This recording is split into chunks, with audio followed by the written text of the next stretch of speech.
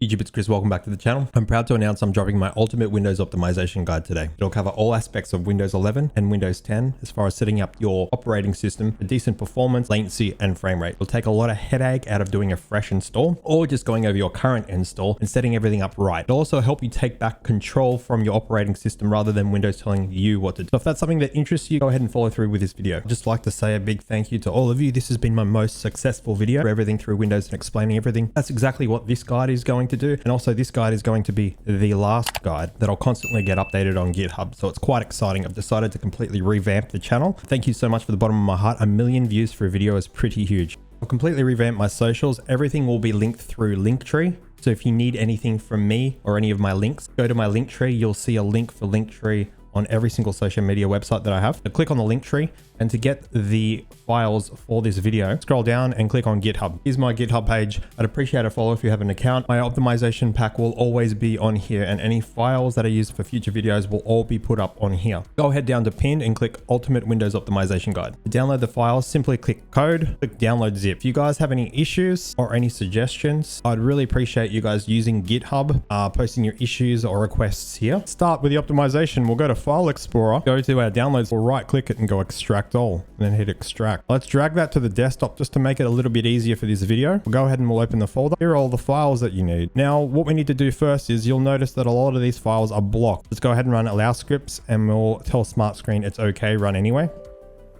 We'll click yes. And as you can see here, we've got scripts on and scripts off. Very, very simple to use. So we'll just type 1 and we'll press enter. We'll come up with a little prompt saying enabled PowerShell scripts and unblocked files. Press any key to continue. All the files are completely unblocked.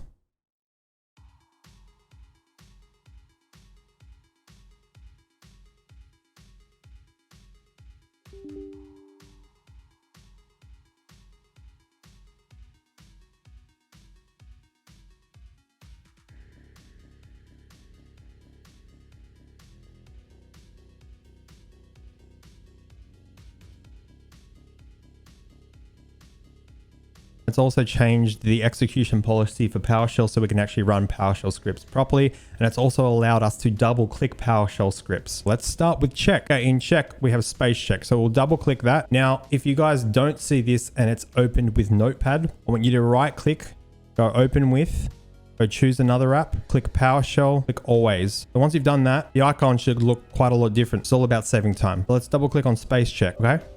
Now, this is some info. I want you guys to maintain at least 10% free space, especially on SSDs. SSDs was completely full, so you'll see it in the red. If it's completely full, can really slow down the system, especially if it is your main Windows drive. Now, just press any key. If nothing comes up in the PowerShell script, then it should close. All right, let's go ahead and we'll do RAM check. Just so you guys know, this guide is sort of made in a way to cover all aspects of Windows and your actual PC, especially after working on a lot of computers with my optimization service. I've seen a lot of things that people either get wrong, they miss, or they don't understand, or they have faulty hardware, or something isn't set up properly. So I wanted to make this guide in a really easy, simple, and straightforward way for you to understand everything that's sort of going on and what to check and what to actually get right.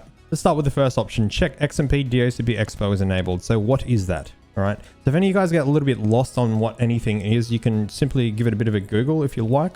But what XMP DHCP Expo is just your RAM profile. So most gaming PCs will have a RAM profile that is not on by default.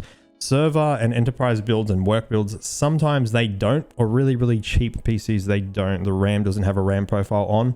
Or if you have a really cheap board, it might not allow you to enable that profile. 99% out of you will be able to enable this, and it's very important. All right. So how do we check it's enabled? So quite simply, what we're going to do is we're going to go into memory here. We're going to look at this profile, okay? Then we're going to go into SPD, right? And my motherboard has 4 slots. Your board might be a little different. Most gaming PCs will have 4 slots. We want to choose a slot that has the RAM, okay? Here's a slot that has the RAM. So we want to go and make sure for me on AMD, it's got Expo. We want to make sure that this profile is on, right? So let's look at these numbers here and we'll go back to memory. These numbers don't line up. The profile isn't on. I actually specifically I have BIOS at defaults at the moment just to show you guys. But we definitely want to get this on, so that's something we need to address in BIOS, okay? We also want to verify RAM is in the correct slots. So let's go back to SPD, all right? We have slot 1, which will be the one closest to the CPU, slot 2, slot 3, and slot 4. Now for dual channel, which is what I currently have now. The dual channel is like 2 sticks, okay? You want them in slot 2 and 4. Check your motherboard manual for this and make sure you get it right. If you don't have it right, you might actually have issues with even running the RAM profile if you want to turn it on. Or you might just be having issues with the PC in general. It's quite important to make sure you have the RAM sticks in the right slots. Check your motherboard manual to do so. It's very, very easy to do, just to be sure. 4 sticks, you don't have to worry if it's in a floor slot board, okay? But 2 sticks, 9 times out of 10 from what I've seen, you want them in slot 2 and 4, but check your motherboard manual. It's quite important. I see a lot of people get that wrong. Now we want to confirm there is no mismatch in RAM modules. This is huge. Mismatch RAM is a huge no-no. So what I mean by generally rule of thumb, try to stick to the same part number, right? Or at least the same profile of sticks. I'd prefer you to just stick with the same part number to keep things easier. But say you've got 1 stick of 8 and 1 stick of 16, that's a big no-no. Like say you've got one RAM stick that is 5000 megahertz and another RAM stick that is 6000 megahertz, that is a big no-no. So it's very, very important to keep them the same. Now, you can, if you know what you're doing and you know how to tune things in BIOS, you can make some different RAM sticks work, but I highly don't recommend it for most of you out there. All right, most general users, just make sure you don't mismatch RAM. It's very, very important. Okay, so fix that if you do have mismatch RAM. All right, so how do I check if I have mismatch RAM? So let's find all the memory modules that I have in this board. So I know I have slots 2 and 4. Okay, so we'll click on slot 2. What I want to check here is I want to check the part number. And I also wanted to check the part number with slot 4 and make sure they're exactly the same. That's an easy way to do it. Also, probably just keep an eye out just in case some RAM sticks have the same part numbers. We can simply see sort of how much memory there is. So module size. So let's look at module size. We've got 16 gig in slot 2 and 16 gig in slot 4. So we're good. We don't have mismatch RAM here, but I have seen quite a lot of people out there have mismatch RAM and it can cause a lot of issues with the system. Right now, I've written this here, at least 2 RAM sticks, dual channel is ideal, okay? If you've got a single stick, it might be a good idea to just grab the part number, go on Amazon, go ahead and get yourself another RAM stick so you're in dual channel. There is a bit of a significant difference from a single channel, which would just be 1 stick, to dual channel. And there also is some gains in going quad channel. And this is not even talking about rank either. Rank is completely separate. I don't want to get covered into that. It's a little bit too in depth, but at least try to have at least a dual channel system. You'll see most gaming PCs are dual channel for that reason, but just something I wanted to point out. So we've checked that and we're all good, other than we need to enable our RAM profile. That's one thing that we're missing that we haven't done yet. All right. So we'll just go ahead and press any key. It'll close. Let's go ahead and we'll open GPU check. Opening GPU check here. We'll allow the UAC prompt. It's going to install GPU-Z. There should be a bit of a text dialog that comes up and explains what to check in GPU-Z. This is a lot of things that I've seen people get wrong or sort of miss. The last to install GPU-Z, just press no. And just to let you guys know, all these files are getting downloaded in your temp folder, so they're not permanently on the system. So when you go to do a disk cleanup, they'll be wiped. So it won't take up too much space on your system and it's not intrusive. It's sort of been designed that way. When you open this, if you've got a laptop or you've got your PC with the iGPU enabled, if you see Microsoft this basic display adapter, please go ahead and change it to your current graphics card, because that's what we're going to be checking. I don't care about anything else. All right, so let's go to that. Things to check. So here's what I want you guys to check, and I see a lot of people get wrong. Check PCIe bus interfaces at maximum. So what do I mean by that? We can go to bus interface here. As you can see, my current setup is supported for 16 times and 4.0. All right, PCIe 4.0. So PCIe 16 times and PCIe 4.0. Where the little at is, it's what it's currently at. Is there some power saving going on? Go ahead and press the question mark to get the card under load. And as you can see, we are in 16 times and 4.0. Now, if it fluctuates a little bit, don't worry about it. We'll be disabling those power saving features completely. So it will always show it at its max later on when we follow through with this guide. If you are not in 4.0, you might have a older motherboard, which is normal. So say I had this graphics card paired with, I don't know, a Z390 Intel motherboard or something like that. That only supports PCIe 3.0. So that would be totally fine. But if you are not in PCIe 16 times, which all modern motherboards should support that, you probably need to check that. I see a lot of people that get that wrong. It's all about sharing lanes with the CPU. A lot of the times I've seen if you're only in 8 times, right? A lot of the time it could be maybe you've got your motherboard full of NVMe drives and it only supports 16 times for the graphics card if you're only using 1 or 2. You're going to have to check the motherboard manual for that and see how it sort of uses the the CPU lanes. Now, there isn't a huge performance difference between PCIe 4.0 and 3.0, and there isn't a huge performance difference between PCIe 8 times and 16 times, but you at least want to be running at its maximum if you want the most out of your system. You paid money for this system and it should be running the way it should be. All right, so next step, we want to verify monitor cable is connected to the GPU. So what do I mean by that? So specifically for my systems, not all systems, my motherboard actually has a HDMI and display port cable, port. I would not want to have my monitors or single monitor plugged into that because I would not be using my graphics card to play games or do tasks or run programs. I would be using the CPU. So that's just something to keep in mind. I've seen some people get that wrong. If you have one monitor or multiple monitors, please plug everything into the graphics card, not the motherboard. And another thing, confirm GPU is in the top PCI motherboard slot. That's pretty self-explanatory. And that might be another reason why your graphics card isn't running at its maximum bus interface. As a general rule of thumb, always have your graphics card in the top PCI slot. I do understand some systems may have issues with certain cooler clearances and you might need to bring it down a slot. If that is the case, just try to come in and check the bus interface, make sure it's at maximum. All right, last but not least, running multiple graphics cards is not recommended. So why do I say this? Most of you are going to be running a single card, so you don't have to worry about this. Any of you that are running multiple graphics cards out there, I would highly recommend just taking them out and selling them or getting rid of them. All right. And here's why. Multiple graphics cards is great for benchmarks. Benchmarks optimized for multiple cards. Nowadays, game developers do not optimize for multiple graphics cards. So whether it be SLI, NVLink, or the AMD equivalent of running multiple graphics cards. All right. There is slightly added latency running multiple graphics cards with the way things have to work.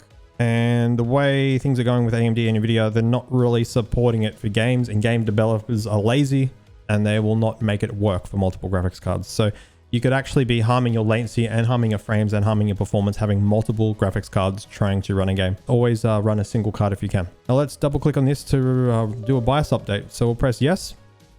I really highly recommend updating your BIOS. A lot of motherboard websites look a little different. Don't get too confused. You just need to find the support page. Go to the support page and click BIOS, okay? Those might look a little different. We want to grab the latest BIOS that is not beta. So I have a new BIOS. Yeah, I don't want to be on that. Don't go on a beta BIOS. Let's go on a non-beta. So we've got 2.1.0. We'll go ahead and we'll download that. So I will need to extract this and then I will need to place this file somewhere. So if you have a USB stick, we'll place this file on the USB stick. All right, let's go to BIOS settings. So here's a basic prompt on what to do for BIOS settings. Bare minimum. These are the things that you want to do. On an Intel CPU, you want to enable the RAM profile. We've already talked about that. It can make quite a huge difference on the computer. All right. On Intel CPUs, you want to disable C states. This will stop the CPU from downclocking when you're playing games and doing tasks. With C states on, it's great for power saving, but as a general power user, you want it off. The Intel CPU, enable resize bar. I'm not going to get into too much depth with that, but as a general rule of thumb, just always enable it. Okay, so most modern motherboards have this feature. It'll give you a little bit more performance. So on some boards it's called rebar, on some boards it's called cam, on some boards it's called resize bar. Just enable that. Now on AMD CPUs, same thing again. Enable the RAM profile. You want to enable precision boost overdrive, which is sort of like an auto overclock on the CPU. That'll help it boost a little bit more, and enable resizable bar. Okay.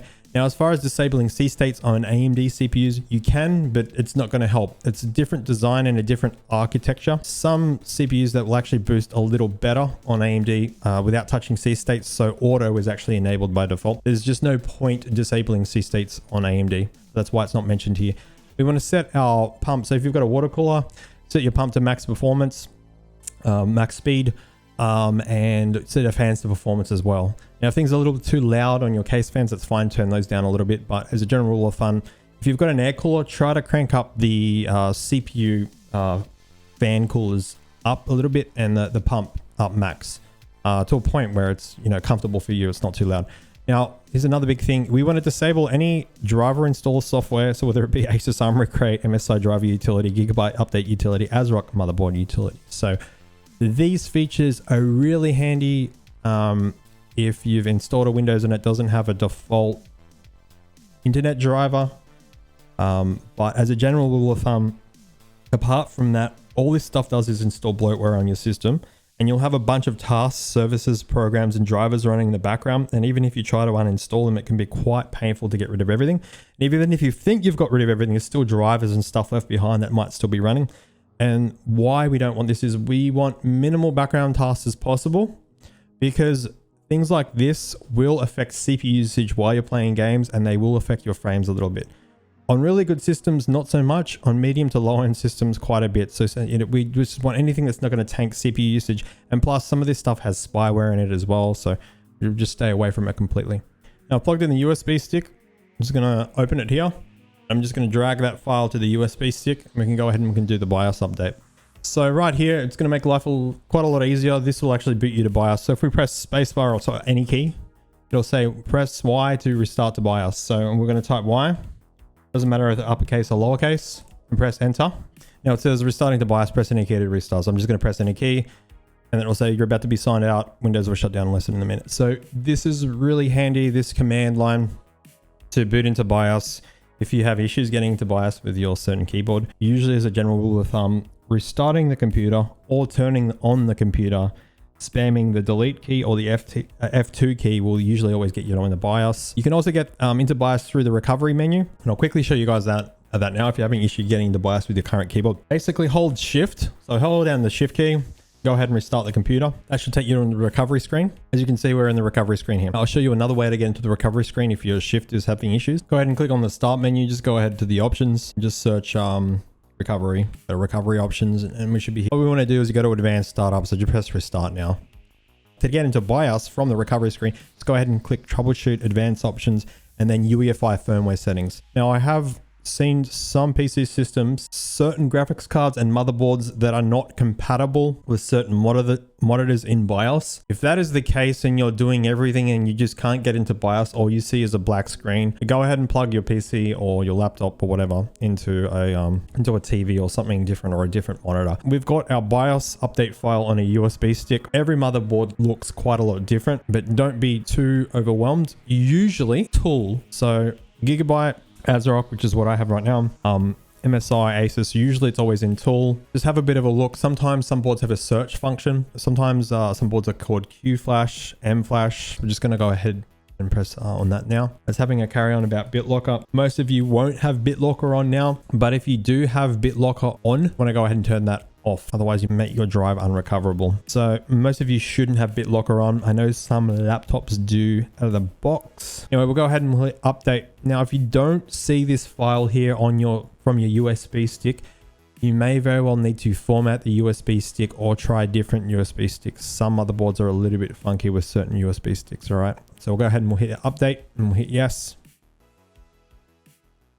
All right, BIOS is fully updated, but we've booted back into Windows. We need to get back into BIOS so we can change our BIOS settings. Take note of this, or take a photo with your camera if you need to, just so you can remember the settings that you need to change. Some of you guys might see a sort of easy mode, right, by default. I would highly recommend going into the advanced mode. On the advanced mode, on my board specifically, it's a little odd. I have to go to OC Tweaker. Most of you should see XMP, DACP, or Expo up here. For me, it's a little bit annoying, but I have to go to DRAM profile configuration. I want to go ahead and want to switch this to Expo. So on Intel, it is usually XMP or DACP. So it will load our speeds, timings, and voltages all for us. We don't have to worry about it. Okay, another thing we want to do is we want to enable resize bar, PCI configuration. So resize bar. Now, 9 times out of 10, most modern boards and BIOS, if you're on a BIOS update, will enable it by default. I have seen some that will not. Go ahead and enable this. Now, some boards won't show this option if you've got above 4G decoding disabled. So if you do, go ahead and enable above 4G decoding, and then you should see resize bar and you should have the option to enable it. Now, another thing we want to do is we want to enable Precision Boost Overdrive. So lucky for me, this board has a performance preset, PBO, enabled. Now, if you don't see this on your AMD board, you may need to go to advanced and AMD overclocking, and then Precision Boost Overdrive, and you can just turn it on there to enabled. This is a safe setting to turn on, and you shouldn't have any issues with it, so definitely have this on. Now, if you have an Intel system, 9 times out of 10 on all boards, you need to go to advanced CPU configuration, and then down here there should be something called C state, so you might need to go advanced CPU power management, and disable C states there. Specifically on this board, it's in AMD CBS, CPU common options, and global C state control. On most Intel boards, it'll just be called C state control.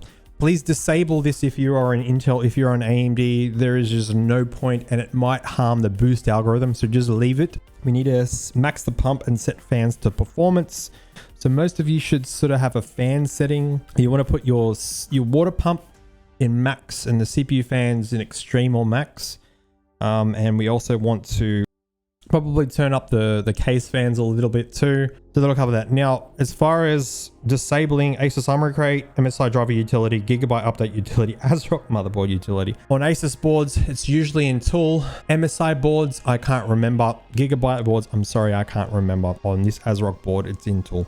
So that pretty much covers the basics of BIOS. Obviously, there's quite a little bit more to CPU tuning, memory tuning. But I'm going to be honest with you guys, it's getting to the point with modern hardware where if you buy a CPU, you're kind of getting the max out of the box already, especially if you buy the top of the line one, like say a 13900K, 14900K. It is already really pushed out of the box, and there's actually not much headroom to push it a little bit further. Obviously, you know, let's just say you get a 14600K or like a 13600K. There's actually a little bit of headroom because it's not clocked out of the box as much, but we're only looking at a couple of percent here. With most modern CPUs, it's not like back in the day when you had an 8700K and it will only boost to 4.4 and you could get a boost to 5, 5.1, 5.2, and the performance difference was huge. Nowadays, it's actually very, very minimal. So don't feel like you're missing out on much by not heavily tuning your system.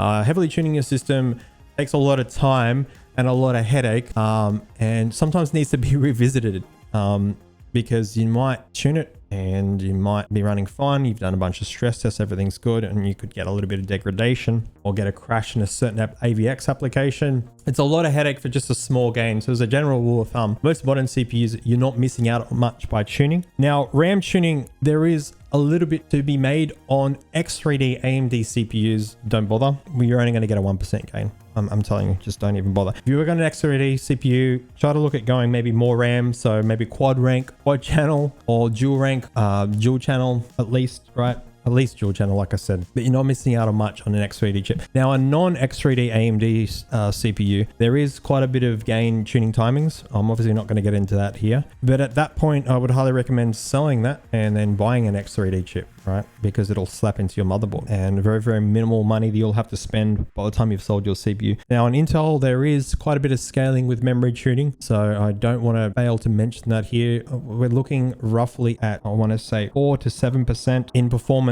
considering you're running a CPU bound game. There is a bit of scaling with Intel on RAM tuning, but that's about it. Like, let's just say roughly 4%. Okay, you're not missing out on much, and next year there's going to be a better CPU, right? So at that point, it's a lot of headache and a lot of hassle to tune RAM. You could just buy a better RAM kit, right? Obviously check compatibility, and I'm going to get into that a little bit later in this video, but I just want to mention that heavily tuning your system, you're not missing out on much if you don't do it, right? So don't worry too much. There are a lot of people out there that are obsessed with this stuff and that go all out and will sort of bash the importance on tuning. I promise you, after testing everything with my latency tools and having multiple different systems, and some systems I've gone all out where I've deleted CPUs, you know, direct die, you know, custom water cooler on my graphics card, it gets to a point where only a couple of percent isn't much when you're already getting so many good frames with a good system. So I just wanted to mention that here. And also, you know, overclocking is covered under warranty, but there is a lot of headache and hassle, and a lot of you guys don't worry about it. You know, just look at upgrading the hardware itself, because you know, let's say I wanted to spend weeks tuning this CPU and the RAM on the CPU, and I only need to get it like a 1% gain. Okay, next year there's going to be a new CPU I can slap into this motherboard, or just buy another board in the CPU, and it's going to be way more than like that 1%. Probably going to be like a 15% gain. So don't stress too much about whether you should tune your system or not. Just set up the right things, and that's why I've covered these things here. These are the basic settings in BIOS to get your system running optimally. Now, something I will mention in here, if you do play Valorant and you do use Windows 11, you are going to have Secure Boot on. All right, so you need to find Secure Boot and make sure this is enabled if you are on Windows 11 playing Valorant. You will also need to have Trusted Platform module on also. All right. TPM, it'll be called. Every board looks a little different. I'm very sorry, but you will have to find it and make sure it's enabled if you do plan on playing Valorant on Windows 11. Now on Windows 10, you don't actually need to do that. You can have TPM and Secure Boot both disabled on Windows 10 and play Valorant fine. Something that I need to mention, and also on Windows 11, if you are doing a default install without an auto unattended, or you're not going to go into command prompt when you install it, you won't be able to install Windows 11 without both of these enabled. Now, my method that you'll see when we reinstall Windows in this video will bypass these, which is quite nice. So any system can install Windows 11. It'll bypass the CPU check, hard drive check. It'll bypass the TPM and Secure Boot and anything that doesn't let you install storage check Windows 11. But I need to mention that here because a lot of you probably do play Valorant and you might install Windows 11 and you need to have these two settings on. Now, these will not actually affect performance. There is a couple of security settings like core isolation that will affect performance in Windows, and we'll get to those later, and we will want to turn those off. Now, if you're a controller player, right, and controllers aren't really coming out of the box with 1000 Hz, you want to overclock your controller to 1000 Hz. You will need to have Secure Boot disabled, otherwise you will not be able to overclock your controller to 1000 Hz. All right, so that's pretty much that. Now, if you're not booting now, all right, so give the motherboard a couple of minutes to train, depending on the system. AMD is horrible for RAM training. Intel is really, really good for RAM training.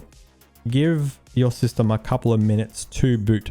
If this does not boot, clear the SIM-OS. So you either take out turn the power off, take out the motherboard battery, put it back in, try to boot it back up and try the settings again. Or some motherboards have a clear SIM-OS on the back of them. If you try a couple of times and still have no luck with booting, there could be a couple of things going on with your system, and I'll mention that a little bit later, and we'll get to that quite soon. We'll go back to check, and now we're on to the next step, which is CPU test. Here's a bit of dialogue that is going to explain a bunch of things if any of you guys are having issues with enabling the RAM profile.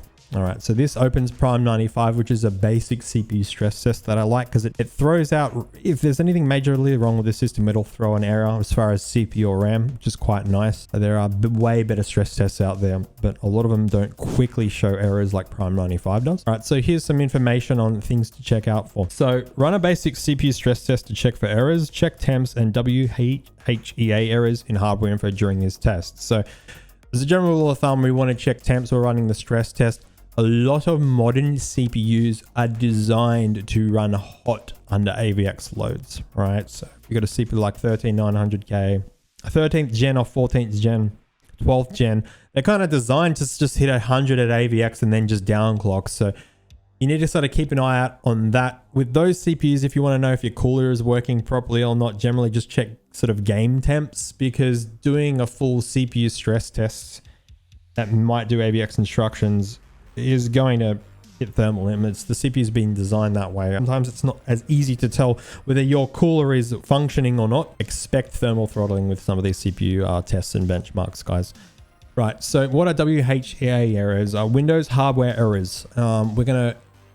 They can tell us if you're getting WHEA errors, something is majorly wrong. Okay, we can easily check that in hardware info. You can also just use Code Event Viewer. Okay, but for sort of easier access, and especially for this video, it'd be much easier running sort of a heavy stress test and just logging it through hardware info. A lot easier. If you ever get WHEA errors, something is majorly wrong. So if you are getting WHEA errors, please reset your BIOS back to defaults and then come and recheck again with another stress test.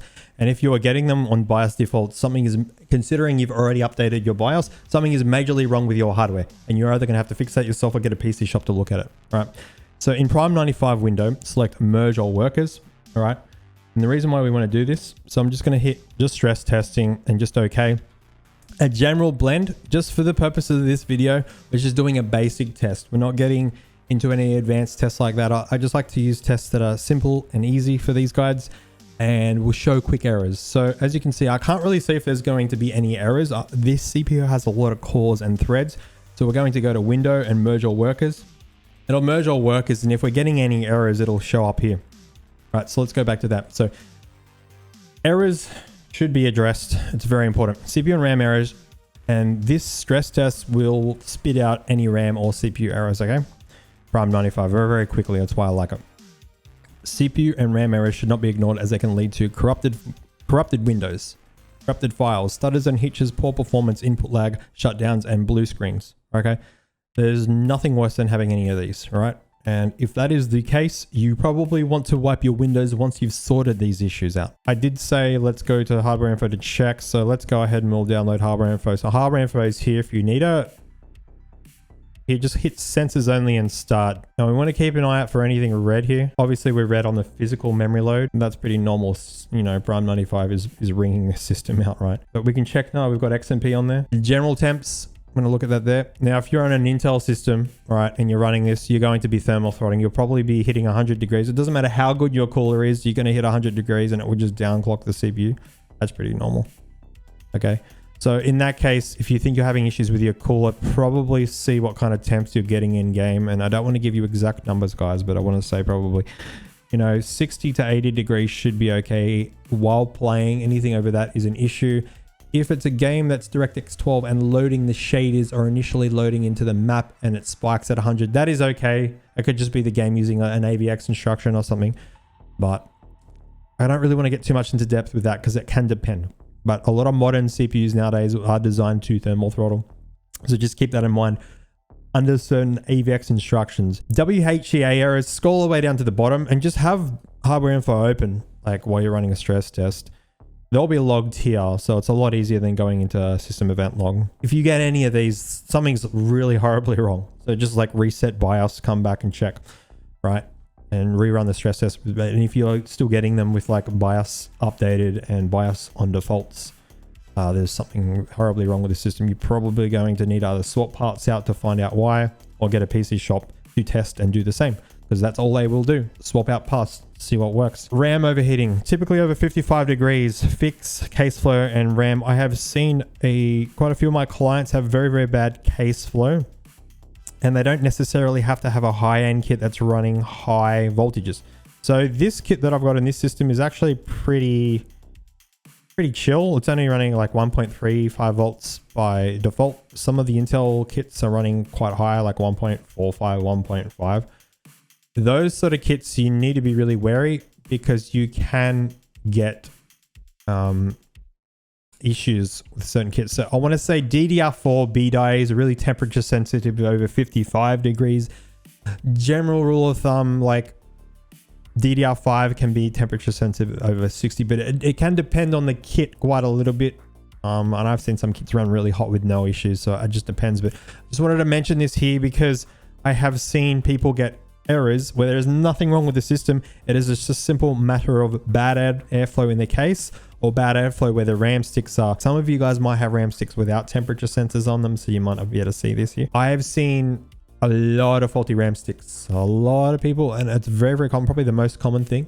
People will come to me for an optimization service because there's something wrong with the computer, and 9 times out of 10 it's a faulty stick, right? So these will throw errors in a CPU stress test and a memory stress test, right? Sometimes cause lots of issues, sometimes cause sort of no issues at all, just silently in the background, not blue screening, not crashing the PC, not anything, just slowly corrupting the Windows. And people with that sort of configuration might find themselves reinstalling Windows every few months because things just don't feel quite right. You don't necessarily have to get crashes to have faults or errors, right? Unfortunately, a lot of these are related. So you could be getting errors in a RAM stress test or a CPU stress test, and it could be any of these. So when it comes to diagnosing, there's nothing special that a PC shop would do. They would simply just swap out parts. Our next step is RAM test. If you're running basic BIOS settings like we are in this video, don't be too concerned. If you've overclocked this system and you're running some heavy overclocks, you're going to want to probably use a different stress test and a lot longer. Now, that there could be a case you could have a faulty part and it won't throw an error at all, only in a certain stress test in a certain scenario. Unfortunately, there is no go-to to do a RAM stress test. There is no go-to to do a CPU stress test. I've seen some faulty boards, some faulty CPUs, brand new out of the box. It's even happened to me personally as well. So these things do happen. It is doing it this time, but sometimes it won't do it at all. There's not really another RAM stress test that I'd be comfortable with putting out there that could show errors pretty quickly or pretty conveniently. So this one's quite good. Keep an eye out for WHEA errors, Windows errors, and your RAM stick temperatures. You know, if they're getting over in the 55s and the 60s, you're going to want to address that. That could throw errors. And when you think about it, you might think, well, it's only running 60 degrees while I'm running the stress test. That's all very well and good, but think you guys have a graphics card in your computer that is pushing hot air into the computer, or maybe a cooler that is pushing hot air into the computer. There are a lot of components that will heat up the computer. So a long gaming session, you might be fine. For a 5-hour gaming session, you get that 6-hour into that 6-hour gaming session and it starts throwing errors. Let it do 3 cycles and finish. And we want 0 errors. Any errors is bad, fix it. If you get an error, fix it. We'll go to GPU test. I don't want to get too in depth. Most GPUs, you've got 3 years warranty. You can just send it back if you have issues. Firmware is really heavy, so it will push your card very heavily. A driver crash could just be like a quick black screen and then back to this desktop, or this just keeps closing out. That could be a driver crash. It'll make sure no shutdowns. The screen just goes black and the PC is sort of like in an idle state. You get nothing, and then blue screens are pretty self-explanatory. It's a very heavy stress test. You probably want to get your advertised boost clock. The usage is 97%, so that's pretty normal. So just keep that in mind with firmware. And if I just go play a game, like a usual game that I would play with some settings turned down, like I'm usually always going to hit max GPU boost, but this is a heavy stress test by design for a reason to test if there is something wrong with your card. Let's go to refresh. So I want to give you guys a couple of options on to refresh your Windows. Now, ideally, I would like all of you to reinstall. Now, I'm not going to expect all of you to do that, but you will probably get the best results out of your system doing a complete fresh wipe and reinstall, because it'll delete any leftover files and registry keys and just some weird drivers left behind or whatever like that. So a fresh wipe would be best. There's a couple of different options that we can do. We'll hit get started. For this video, we're just going to hit remove everything. So how would you like to reinstall Windows? Let's do cloud download. Let's go ahead and we'll hit next. We'll go ahead and press reset.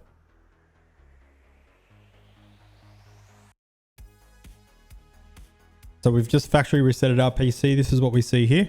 You're just going to click select your language and keyboard and stuff like that. We can do this later in Windows if we really need to. So I'm just going to press yes, yes, and skip. Now, here's where some of you on a laptop probably won't be able to force Pro. I have a workaround for that. But if you do a fresh install in the method that I'd like you to do, the auto unattended should take care of that. All right, we are license agreement, click accept. All right, so if you do see this, I would recommend setting up for an organization so you could try to force a local account. It may not let you. The workaround for that, if it doesn't let you, if you're on a Windows 11 setup, you can press Shift and F10. Hold Shift and F10, you should see command prompt. And then the command is OOBE/bypass and RO, and then enter. Because we're on a Windows 10 system, that won't work. So we can just click the domain join instead. Name the PC whatever you want it to be. I'm just going to call it Freethy. Hit next, and password is up to you. I don't like to use a password on my computer. I like it to boot very, very quickly straight into Windows. So I'm going to just leave it blank. You can leave it blank if you like.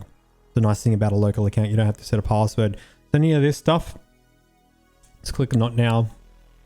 Turn all of this stuff off. Don't select any of this. We'll press skip. We'll press not now for Cortana. If you do a fresh install with my auto unattended, you won't have to do any of this stuff. Now, if you have issues trying to setting up a local account, sometimes unplugging your Ethernet cable can help. On a laptop might be a little bit more complicated.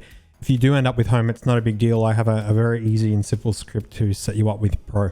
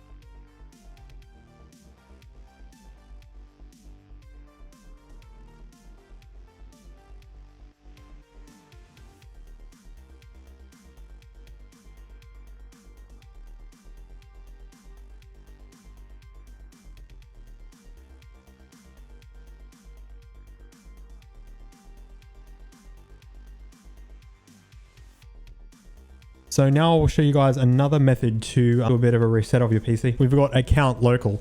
So let's say that you don't want to factory reset Windows and you don't want to fresh install. You can actually just create another account and delete the old account. Let's just say you're on a Windows account and you would like to get on a local account. And we'll go to account local. I'll show you how to do that now. We'll click add. We would like to sign in without a Microsoft account. We'll click local account. Easy enough. Okay. We'll hit finish. So we can manage this to the administrator account, put it in the administrator group. We're going to sign out. If you want to back up any files, probably now is a good time. So let's pretend Freethy is the Microsoft account and PC is the local account. We want to sign into the local account, get that set up, and then delete the Microsoft account. Uncheck all these options. So once we've signed into our new main account, which is a local account, we can go ahead and go in here and we can just click remove. Okay. And then okay, you can go into the users folder and actually delete the old user folder as well. Right here, local account, and we don't have to deal with all the Windows BS.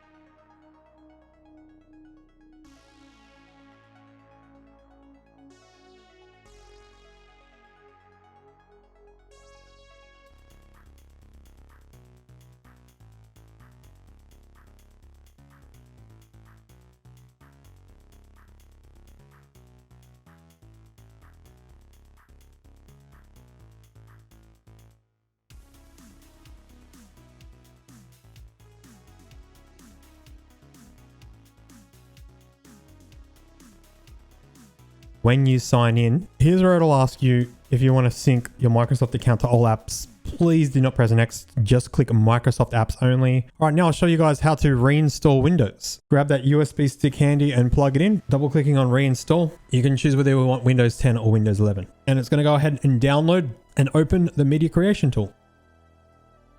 We don't want to upgrade the PC. We want to create an installation media. Okay.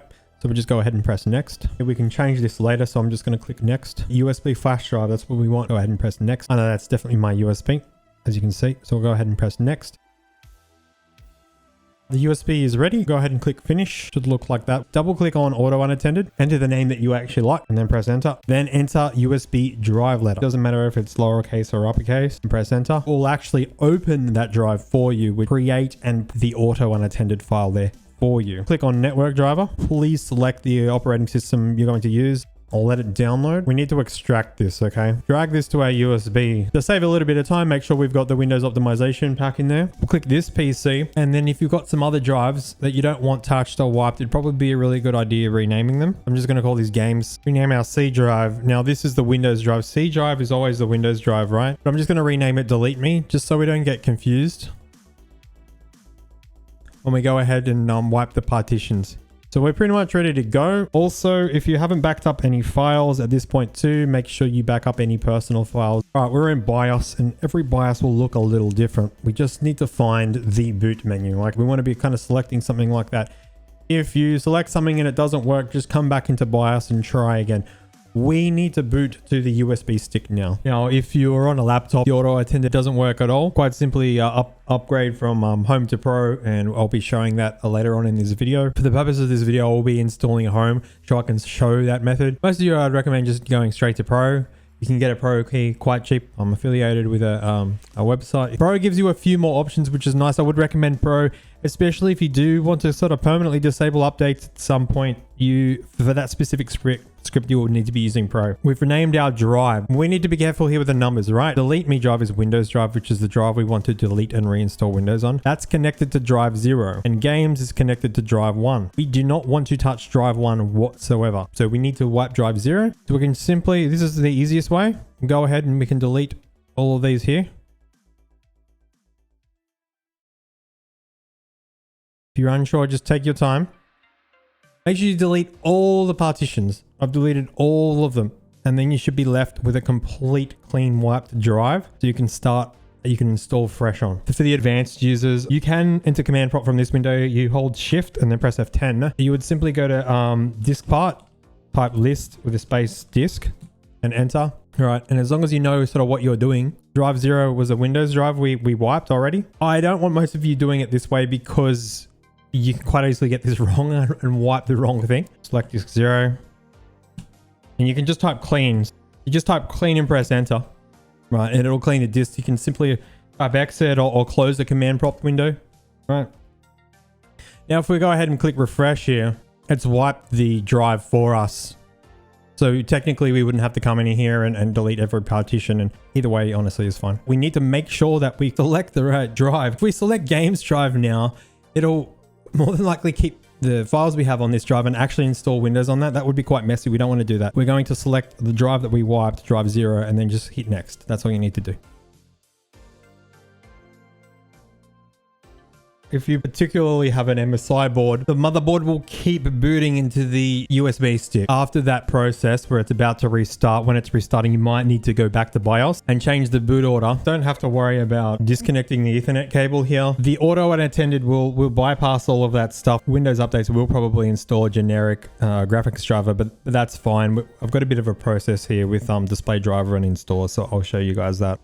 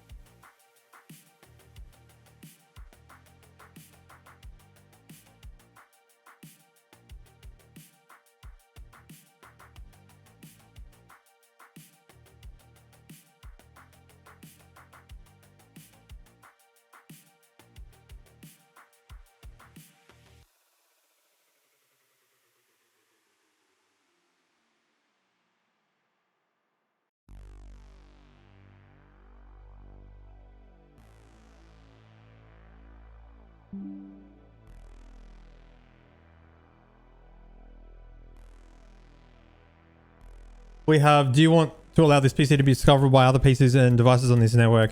It doesn't matter if you do quick yes or no. You can actually change this option later. Now Windows is going to actually do its thing and download drivers and stuff like that from the network. It won't necessarily always update Windows depending if you install Home or Pro.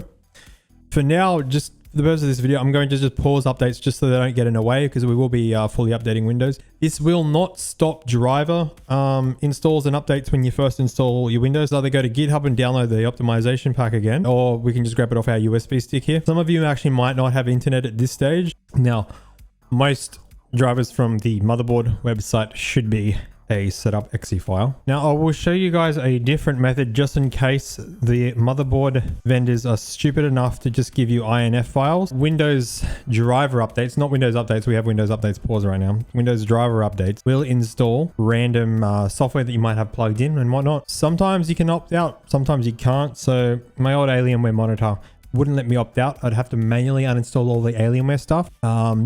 Regarding Razer, because I have a Razer mouse plugged in right now, it's picked that up, and the Windows updates, driver updates, have gone ahead and grabbed that.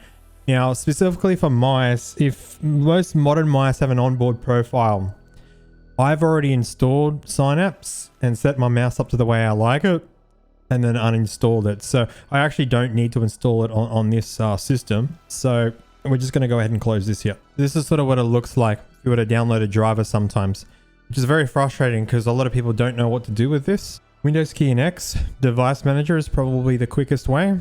Network adapters. Now, obviously there is a built-in driver in the default Windows for these specific cards, but that might not be the case for you guys, and you guys might be left with these INF files, .sys files, which you have no idea what to do with. So it might simply say under network adapters or other devices, a network controller or unknown network controller. Right click that and go update driver, browse again, wherever the folder is, and then you can just click next and it'll install the drivers. So that's how to do it with the INF and .sys files, .sys files. Now we're up to setup. So do a simple activation from Home to Pro. Why have I made this script when you could simply just put in your key you've bought from Microsoft or a third-party vendor? Because sometimes it won't work. So that's why I sort of made this, to make life a little bit easier. For some of you guys that are trying to enter a Pro key and it's not working, or you might just want to go to Pro for free, even if you don't want to buy a key, but you're happy with a watermark coming up. So the process is basically entering a generic key and offline, and it will upgrade for you. It's going to prompt us to disable the internet. So we press any key to continue. It'll come up with device manager. To save time, rather than unplugging the Ethernet cable, we're just going to disable anything network related here. Disable both of them for the purposes of this video. Once you've done that, it'll say press any key to continue, or press spacebar, and that will tell us to enter this code. This is a generic key for upgrading from Home to Pro. Okay, and it's what a lot of people use in sort of enterprise. You could manually type it in if you want, but just press right click and paste, or Control V. So we go ahead and press next, and it should be able to upgrade flawlessly. If it doesn't upgrade, you're probably connected to the internet, or you might need to just give the PC a restart and try again, make sure internet is off.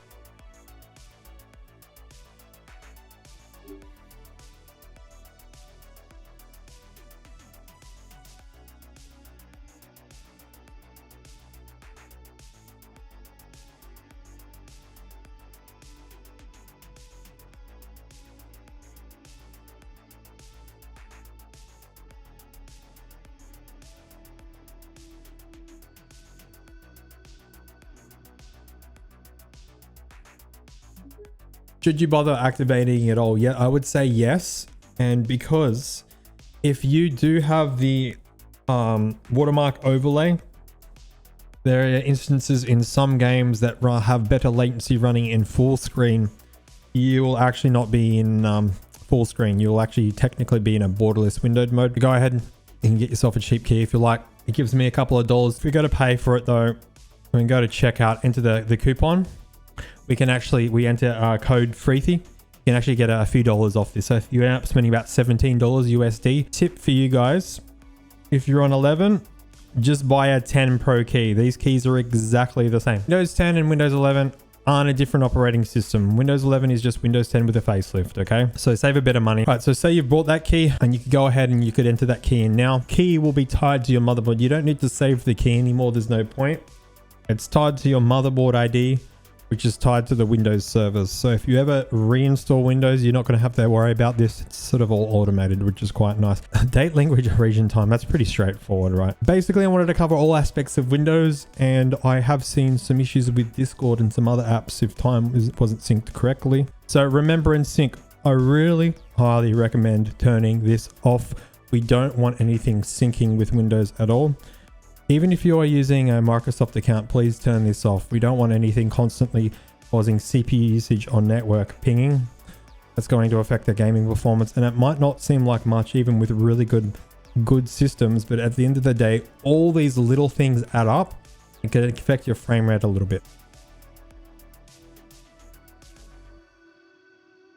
Sign-in info. This one is pretty important. Please turn this off. This will make sure that every time you reboot your PC, it is a proper reboot, not sort of a hybrid reboot. Every time you restart your PC, you want a clean boot.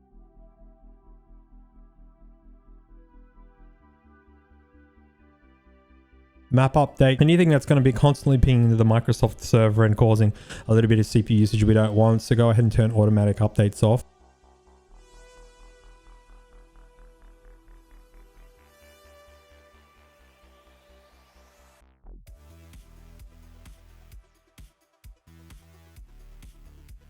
Startup apps, pretty self-explanatory. Go ahead and turn all of this off. Just to let you guys know, this will not turn Windows Defender off. This is just a little notification tray icon. That's all it is.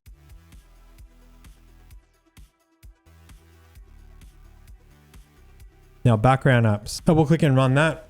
We've got background apps off and background apps default. Like I said with this guide, everything is completely revertible. So you will always be given the choice to go back if you need to, and every script is independent of each other and won't affect other things. And all scripts will have a little recommended option next to them, just so you know which one you should be selecting or not, okay? And then there's also the default option, which would be what the default Windows would be when you fresh install it. Now, the background apps are simply just the UWP apps that come with Windows. On Windows 11, they've actually taken this option completely away, but the registry key still works, which is quite nice. It won't work for everything. Some things like Copilot and Widget and a couple of other things I can't think of the top of my head, but it will work for most UWP apps on Windows 11. So we'll still be running this on Windows 11 anyway, even if we don't have the menu prompt. So I just press 1 and then press enter. And then any script that may require a restart for the optimization to work will be given a little prompt to tell you to restart. Now, you don't have to restart for every single one. The prompt is just there to just sort of remind you that if you've done a bunch of changes, it probably is time to restart. Or say you didn't want to do any other optimizations than just this one, it would encourage you to sort of restart to tell you, hey, this won't work until you have restarted the computer. Some of them will work with signing out and signing back in, but just to keep things simple, I've just said restart to apply. Now, I also did this because I didn't want to force the user into having to sign in and out all the time or restarting all the time. A lot of you might want to run through a bunch of these scripts really quickly and then restart at the end, and that's totally fine also. So we just press any key. Now this will come up for Windows 10. As you can see, it's turned that off, which is quite nice. I will run this script back to default just to show you how it works, how these scripts work. Basically, most of these scripts will work like this. See, now you can see background apps are actually on because we selected on default. Now I'm going to actually turn that back off because I would highly recommend that being off. Okay, as you can see, boom. Now, like I said, you won't see this on Windows 11 because Windows 11 has taken this functionality away, but the registry key still works, which is what is getting changed here. So still apply it for Windows 11.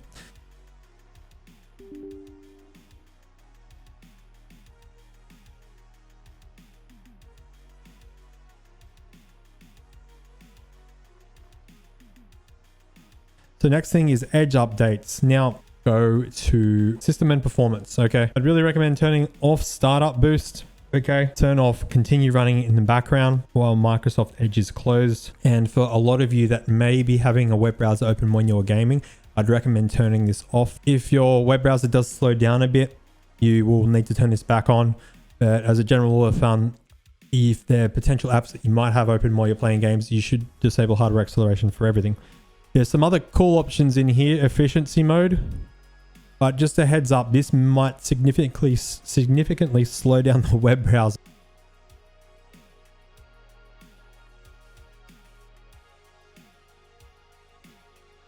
So next one is store updates. Turn all this off. Otherwise, the Windows Store will constantly be pinging the internet, constantly updating an app. Let's go to Windows Updates and pause. So we've already paused Windows Updates, and something I'd highly recommend, every time you're finished with doing Windows Updates, spam pause this. These things will constantly be pinging and running in the background. You could be in the middle of the game, get shot behind a wall. While we're doing all the Windows Store, Microsoft Store, and the UWP app updates, we might as well just go ahead and we'll update Windows as well. There is also view all optional updates if you're interested. An update and some driver updates. I'm just going to grab those. But for now, let's just get all the UWP apps updated, the Windows Store updated, and Microsoft Windows completely updated. Why? Just so we don't run into any issues and bugs, and also just from a security standpoint, it would be a really good idea. And if we do want to sort of permanently disable updates, it would be at least a good idea to just get everything fully updated. Now, of course, there are occasional updates that come out from Microsoft that do break and bug things out. As a general rule of thumb, you will see quite a lot on the internet, people complaining and posting about that. But 9 times out of 10, it gets patched in a few weeks anyway. So there's no point sort of being paranoid about updates. You might as well just go ahead and do them.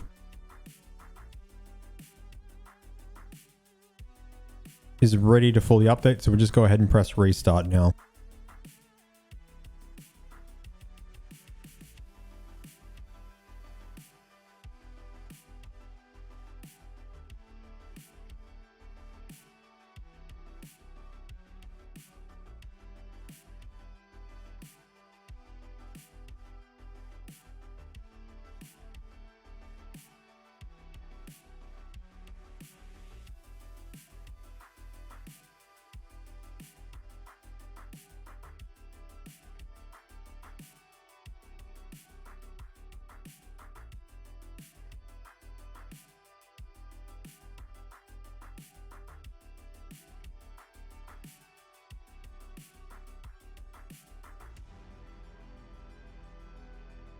We'll go back to the store updates and just make sure everything's turned off in here, and we will spam pause updates. If you specifically want to use Windows 10 and never ever get forced to upgrade to Windows 11, on my board specifically, it's in here, trusted computing.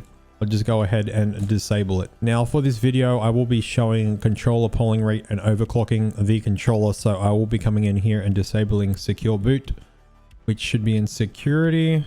If you're on Windows 11 and play Valorant, you will need both of these turned on. Let's go to installers. So I have installers script here. We'll open that. As you can see here, there's a bit of information on how you should set up specifically certain apps, game launchers, programs, and web browsers. Ideally, you want to disable hardware acceleration, turn off running at startup, and deactivate any overlays. Hardware acceleration on certain launchers or programs or browsers. While you have them open while you're playing a game, it can slow down and use a bit of GPU usage. I can't go too much in depth, obviously, in this video, but lower GPU usage and higher frame rates reduce latency. It's pretty straightforward. Now, it's not just high frame rates, it's also GPU usage too, and a lot of people actually don't realize that. So obviously, it's ideal to optimize your game settings to achieve this. So go in your game settings and play around with them. Sometimes you can look at GPU time, try to get that number down. If you're kind of stuck and you're not able to get that number down by lowering the settings or lowering the resolution or whatever, you probably need a faster graphics card. 2 milliseconds for a graphics card time is very, very good. Okay, you can check that with overlays like MSI Afterburner or NVIDIA overlays and stuff like that. Some games will let you toggle that overlay, like Call of Duty will actually let you toggle that on or off in the settings. Further tuning can be done via config files or launch options. Now, some of these things don't matter too much if you got really, really, really good hardware, some of the best stuff. But every few frame counts, and a lot of people want to set up the PC to get the max out of it and the most out of it. So these are some simple steps to follow if you want to get the most out of it. more so I want to say medium to low end builds, some of this stuff really adds up and makes a huge difference. A lot of games will have a config file or launch options. I do plan on bringing out a lot more game optimization guides, and I'll be covering those things. These installs are pretty straightforward. I don't believe I'm going to need to go through all of them. I just will show you how they roughly work. Some of these are silent installs. So I'll do Steam just to show you. Some of these are silent installs. So it'll just install the app and you'll see the icon on the desktop ready to go. That's already installed. Spotify, unfortunately, I've had to put separately. Spotify does not like to be installed while running as admin. Now, MSI Afterburner, this is a really nice one. And a lot of these scripts I'll be doing separate videos on. This script in particular will actually download MSI Afterburner, install MSI Afterburner, import configs. I have quite a nice little config layout, which is to help you guys get set up and started. So graphic. So let's start with a clean driver. Now you don't have to do this. It is fine to just go ahead and install a driver on top of the driver that you've got now. It is sometimes overkill to constantly use display driver uninstaller every time you want to update your driver. Now, if you want to roll back driver, you will have to use display driver uninstaller. I've made a really clean and easy way of doing this. Windows Updates has installed sort of an out of date NVIDIA driver. We would obviously want to get this updated. Let's say a system that would need a display driver uninstall. Let's say a Windows system that's maybe 2 years old and has had multiple driver installs, and you feel like you're not getting the performance that you should be getting, and things are sort of getting a little bloated and messed up in registry. That's when it would be, and you don't want to reinstall Windows, that's when it's a good idea to use display driver uninstaller. So pretty straightforward. Press yes. So it'll install display driver uninstaller, click extract. It'll add 2 shortcuts here, press any key, and it will actually reboot us into safe mode. Open up safe mode toggle, click a boot and uncheck safe boot, click apply, click OK. Now I want you to click exit without restart because we're not quite finished here yet. Open display driver uninstaller. What's nice about this script is it should have already done the settings here for you, so you don't have to worry about it. Go GPU. Whether you have an AMD graphics card or NVIDIA graphics card, please select that. If you're on a laptop, you might be using 2. So you might actually have an AMD CPU and an NVIDIA card on your laptop. So you probably want to do this for both. Select one, click clean and do not restart, and then select the other, clean and do not restart. Specifically for me, it's a desktop. I don't have iGPU drivers installed. I don't have to worry about that. I'm just going to select NVIDIA and clean and restart. Microsoft decided to change our wallpaper. Now we can delete these shortcuts. We actually don't need them anymore. Let's go back to graphics. Now we have AMD driver. If you have an AMD card, you can go ahead and you can just use this. This is AMD's software driver installer. So it's going to find the graphics card that you have and install the latest driver, which is quite nice and handy.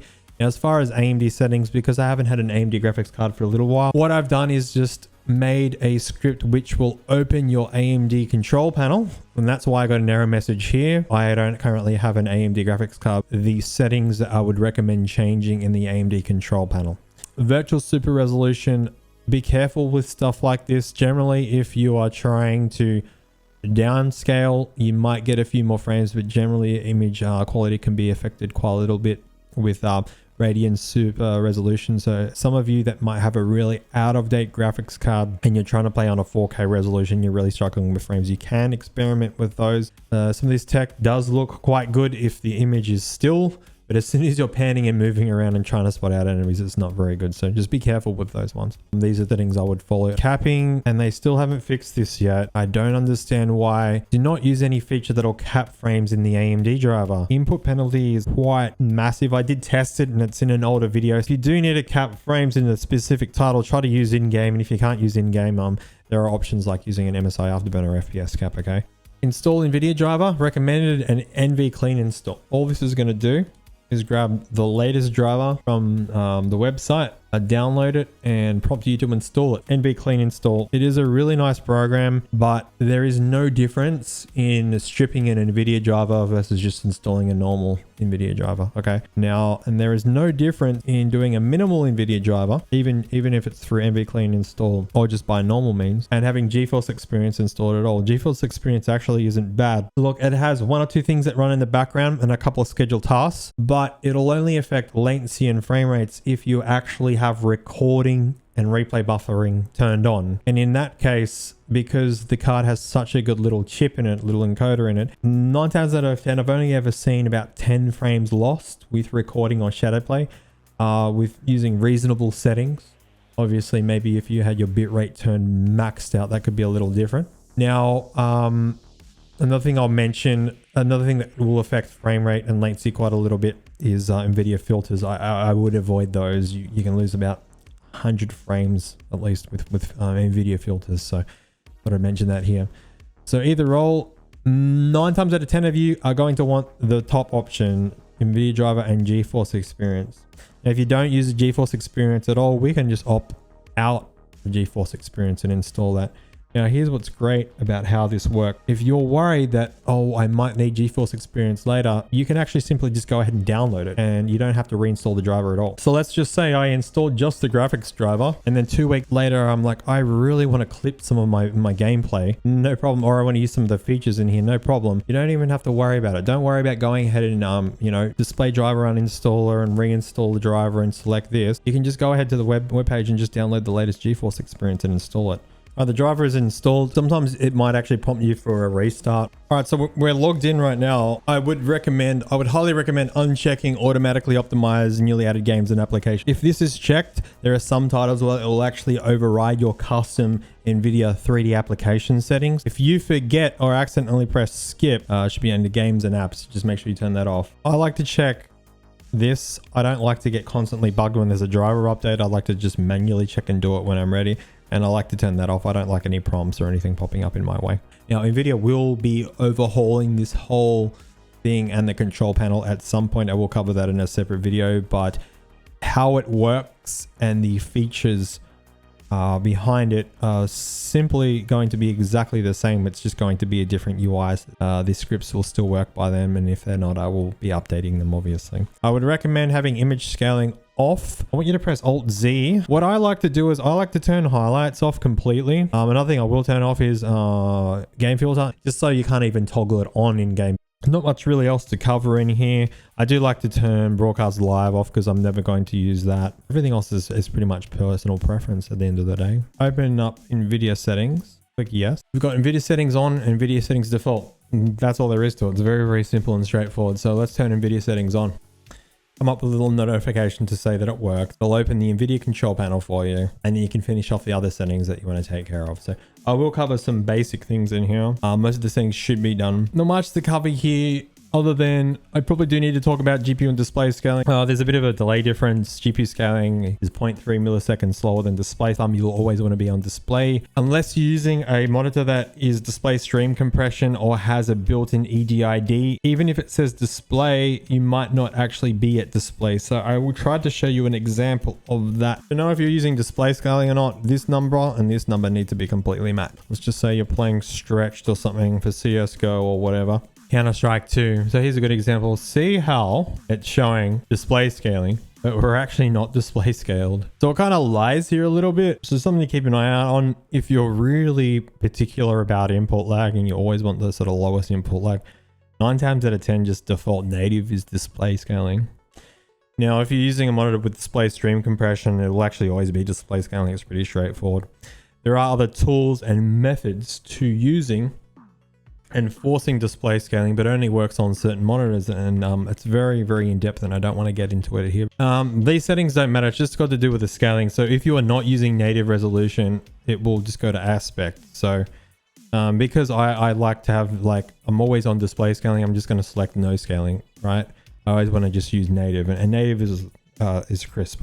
I would rather be on a 1080p monitor than a 4K monitor, not on its native resolution, because of the way scaling works on monitors, and it's not very nice. Gone are the day of the CRTs, okay? This setting actually doesn't work, so it doesn't matter. You can have it checked on or off. It generally doesn't make a difference, honestly. If you're not able to get the most out of your monitor, get the image quite looking how you like, play around with these. They don't affect the input lag, frames, or latency or anything, so it's personal preference. Come in here, make sure some of you on your gaming monitors will be selected on sort of a TV resolution, TV EDID. Like, please don't scroll down, make sure you're in PC and use the top one. The top one will be your native resolution. You want to be on your native resolution and crank up the refresh rate. Using a pass-through capture card, if I wasn't, I would see 360 Hz here. Okay, so just make sure you max that out. Now, some monitors will support 10 or 12-bit color. That can be a nice thing to turn on as well. The PhysX chip on the card is always going to be faster, so just select it to your graphics card, honestly. And like, none of you are really going to be playing PhysX games. They don't really do PhysX anymore. It's sort of an outdated thing. Now, ECC state, I need to mention this here. Most of you won't have this unless you have a 4090.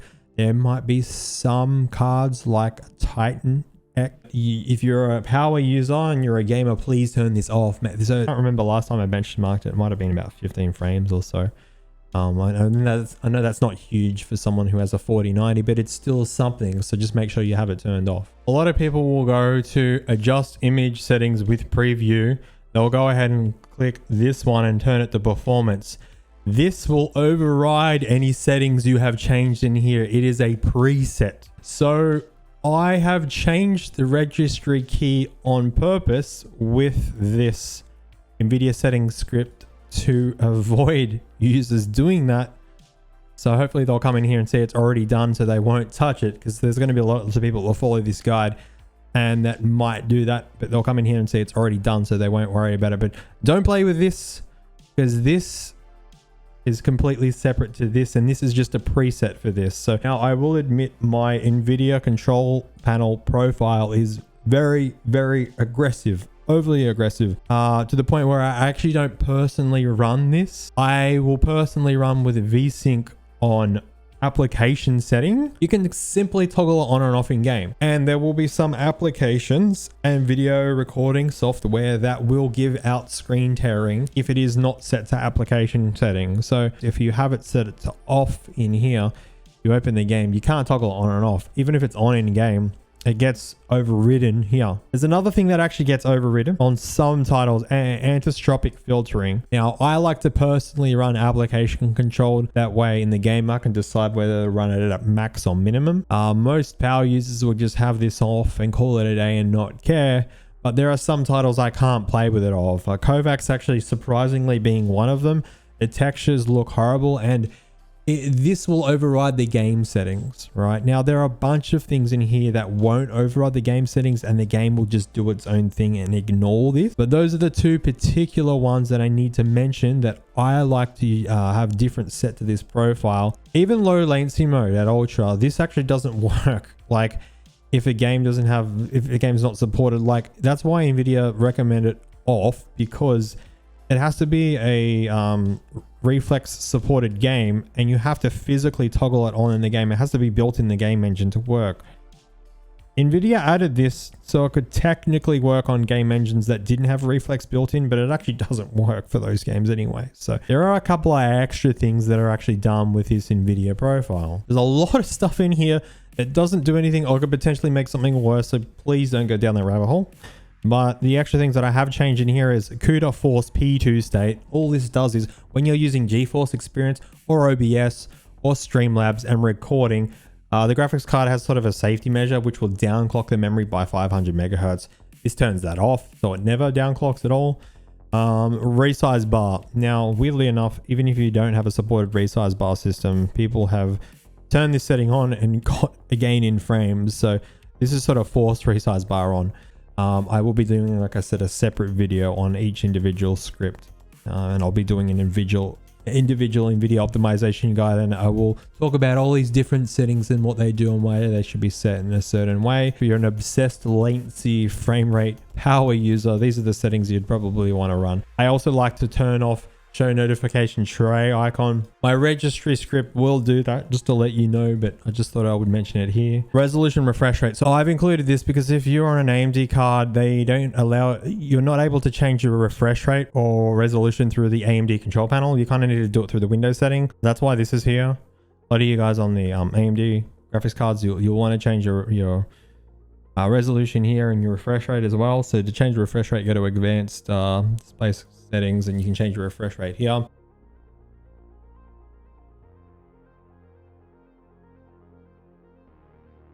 Tags windowed. So tags. There was a small period of time when Modern Warfare 2 was out. I was telling everyone to turn this off because they got 10 more frames. No one's playing that game anymore and it doesn't matter. You just turn it on. 9 times out of 10, you're going to get 1 or 2 more frames in a game that you're playing. So it's just something to turn on and not worry about it. Latency for windowed mode. So I'll show that in a little bit. Go ahead and turn that on and give you a little bit lower latency in windowed mode games.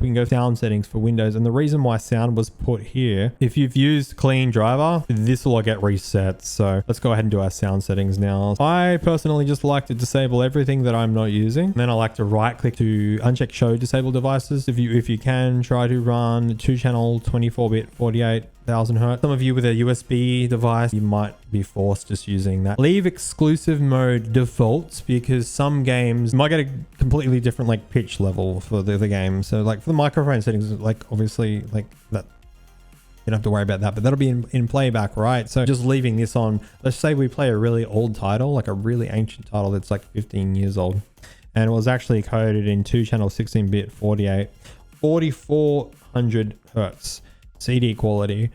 If we have that unchecked and we're using this setting, it will force this setting. It will probably do some resampling and you'll get sort of you probably won't notice it to the ear, but it'll actually be a slightly different pitch. So there is sound enhancements for some of you that do have it. If you don't have this, there is a way to add it back. I put that on my to-do list, so you guys will see it up there on GitHub. You'll see it in here. I'll put it in the sound script. Loudness equalization can be quite overpowered in some FPS titles, and all it's doing is compressing the audio and making everything sort of the same level depending on the setting that you run. So that'd be the most aggressive sound level. So the wind would be sort of the same volume as like a you know, plane in the sky type of thing. That's all. I find that a little bit aggressive. I just like the default setting. Like there's a couple other things in here. You're probably asking, should I change this?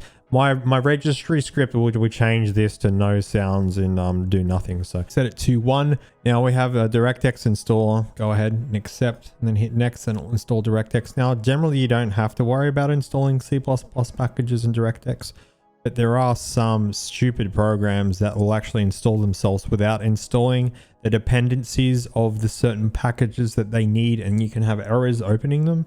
So this will just take care of any of that, just in case you guys have any issues. I think we're on to the last ones now. Now, if you already have these installed, it's fine. It'll just go through really quickly and either just repair them or check that they're already installed, or maybe even update. Another thing I need to mention, so FreeSync, G-Sync, or variable refresh rate. Now the NVIDIA settings will automatically turn off G-Sync, you may have noticed. G-Sync is more of a preference thing. As far as when I've measured monitors that have variable refresh rate, I've had a different couple of monitors that I've measured them with G-Sync on or off, or variable refresh rate on and off.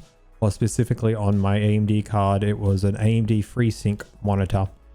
That was a 390Hz 1080p monitor, my 6900 XT. You're only looking at about 0.3 of a millisecond with G-Sync on, VRR on, or AMD FreeSync on. So it's not a big deal. Like I said, these are sort of the aggressive settings. So people that just want the absolute lowest latency and they don't care about screen tearing, or they've got already a really high refresh rate monitor and they're already getting high frames.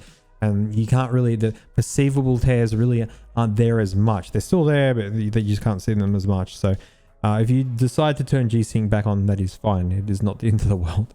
Same with GPU scaling. But if you wanted to be picky about having the lowest latency, you'd have those things off. Okay. Now we can finally get to optimizing Windows. See, we've got the taskbar quite a little bit bloated and the start menu quite a little bit bloated. It's sort of annoying. It doesn't come with a clean template. This one won't uninstall anything. It'll just toggle it for you. Now this one is going to restart Explorer, so don't freak out if your screen flashes. It kind of has to restart Explorer to load the start menu and taskbar, get it to update. Really clean taskbar, really clean start menu. I kind of wish Windows would come out like that by default. I'm not going to go too in depth with all these scripts, but I will show you this one. We can put everything back to default, which is nice. As you can see here, everything's going back to default. Done. Works flawlessly on Windows 10 and Windows 11.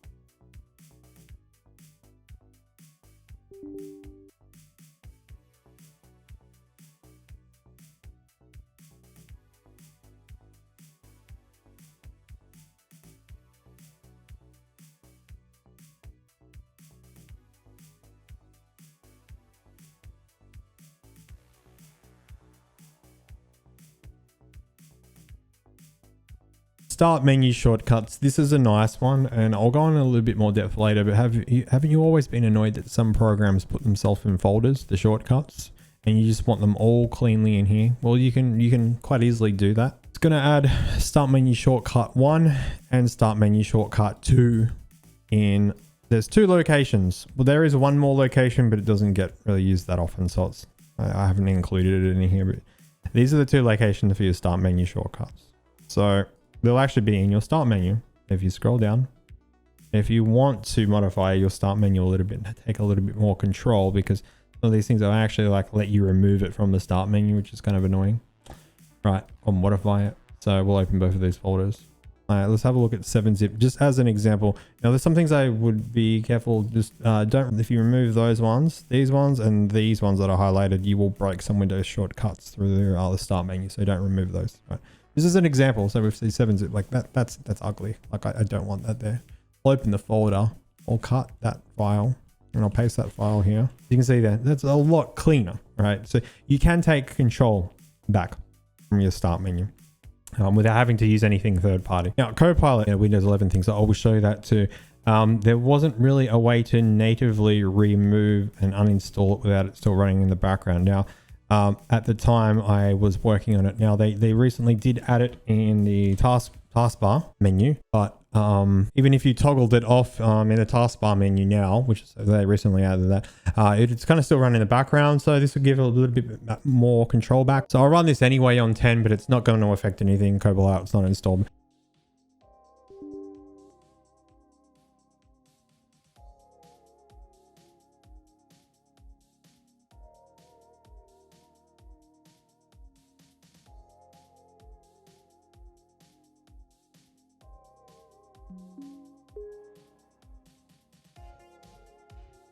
Widget, same thing here. I believe this only applies to Windows 11. I'll run it anyway. I'll just turn widgets off completely. Now, yes, you can turn widgets off from the taskbar personalization settings, but it actually still runs in the background. So this will actually stop it from being in the taskbar and stop it from running in the background after a restart, which is nice.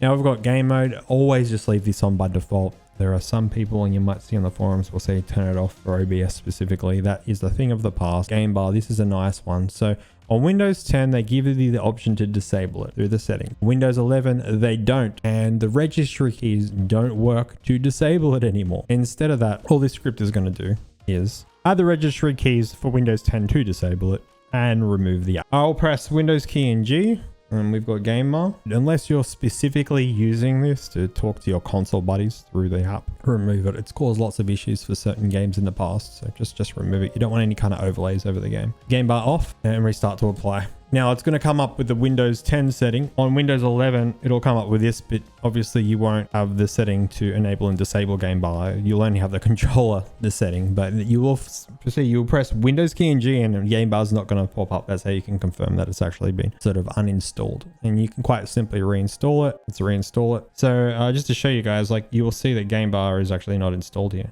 right? It's gone. So we can install it back. Everything is reversible. Okay. Start to apply. There is game bar. It's back. Press Windows key G and back. Some of you might be using it to park your calls on a 7950X ready, but please just set CPPC to cache in BIOS instead.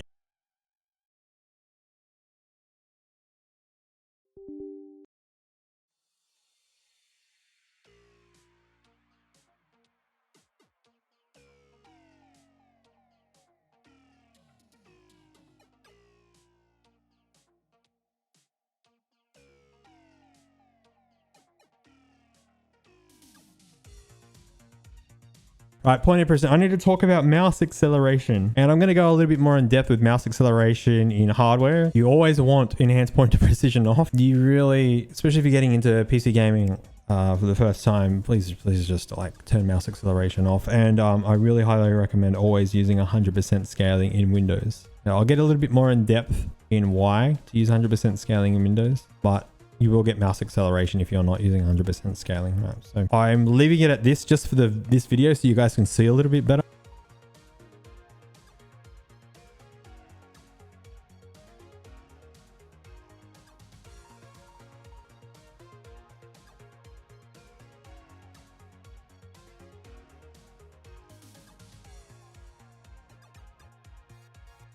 Power plan. This is a really nice one. This will actually take care of all of the power. This is going to import the ultimate performance power plan, which is because I didn't want to really rely on any sort of hacked third-party files with this guide at all, right?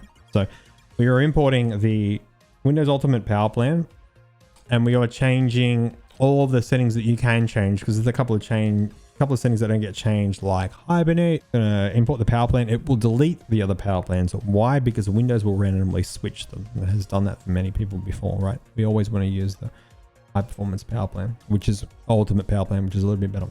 It's going to also change some of the settings of the power plan, some settings that are sort of left on still. So Hibernate, you know, sort of lock and sleep, because I really recommend don't using those settings. I really recommend not to use those settings on a power system. A lot of the time, the Windows actually won't boot up properly, and you'll have bugs and errors. So just do a hard restart. We have a solid state drives now. Restarting is very, very quick, or just booting up your PC is very, very quick. A couple of extra things that probably don't apply to Windows anymore, like power throttling, but to add it anyway. On parking cores, I believe this doesn't apply anymore if you have maybe C states off in BIOS now, but it's just a nice thing to do. And yeah, just little things. And also this will take care of laptop stuff as well, which is nice. Power plan on, boom. Okay, press restart to apply. Okay, and it will show this. And all the settings are done. Everything is done, which is nice. Don't need to manually go through and do it, right? All this stuff is done. All set performance. You'll find the same on a laptop as well. But there's a lot of placebo around this one. Back in the day, on really, really old hardware, people would have Windows Media Player open while they were playing Counter-Strike 1.6, and it would boost your frames a lot, like a lot. All it is how quickly Windows refreshes and updates with the CPU. So let's use this ancient app just to show you guys. So at the moment it's at its slowest, right? So power users you'd want this maxed out. Is it going to improve your frames? Not really. Will it improve driver latency? Yeah. Will it improve frames on a really, really low end system? Maybe there's something nice to do. Now you might think, oh no, this is causing issues with my PC or input lag. It's not. If you have something Chromium open like Edge or Discord or Chrome while you're playing a game, this is going to be maxed out anyway, right? So anyway, so you can sort of max it out with this program. Don't use this program. I have and this is really nice because this actually doesn't download anything. And I'm going to share this on the forums too.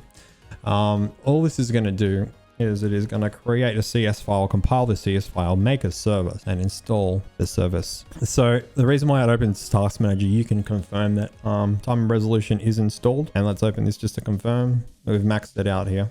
Right, we're running the lowest. So Chromium, anything Chromium would actually do the same if we had. So if I opened Edge right now, it would do the same. But it's just nice to have, because sometimes I don't have Discord or Chrome open while I'm gaming, and there's an easy way to uninstall it if you guys genuinely don't like it, or you want to, you know, go back to a power, like you're using a laptop and all of a sudden you want to be concerned about power saving, like you can turn it off. So now it's completely gone, as you can see, which is nice. So here's another big one, core isolation. Turn this off if you're really, really, really concerned and paranoid about security. Like obviously just leave it on, but it is quite CPU toxic having this on. And something that I will mention really quickly, if you do ever use my security script, when you turn security back on, it will turn everything back on. So you might want to manually toggle this off again. All right, I'll get to that other script later, but most of you should turn this off.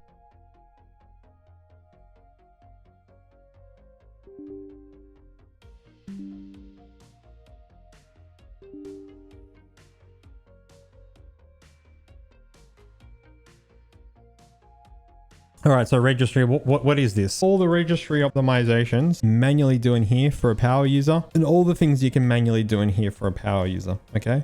Like that is it. There might be one or two more things that can't be natively done, but that has been documented in here. So it can't do natively, there we go. But this will take care of everything. So I'll show you guys how that works. Let's go ahead and run the registry one. Boom. May need to restart for Explorer to fully refresh. And now we have absolutely every optimization done for the control panel and the immersive control panel. So I'll try to give you guys an example. It's turned off. Everything is done. Everything. And anything you want to change, you can quite easily change, or if you have any issues with it, you can just go back to the revert.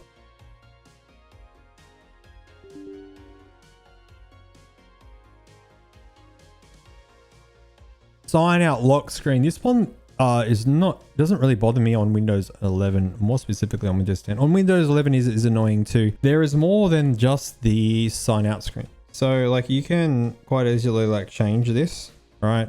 There's another hidden sort of sign out screen. It is a lock screen. So I'll show you what that looks like. A lock screen.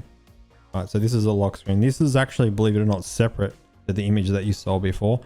And this one is actually a pain to be able to change. And you can change, I've got you the option to be able to change it back to default as well. So go ahead and run that.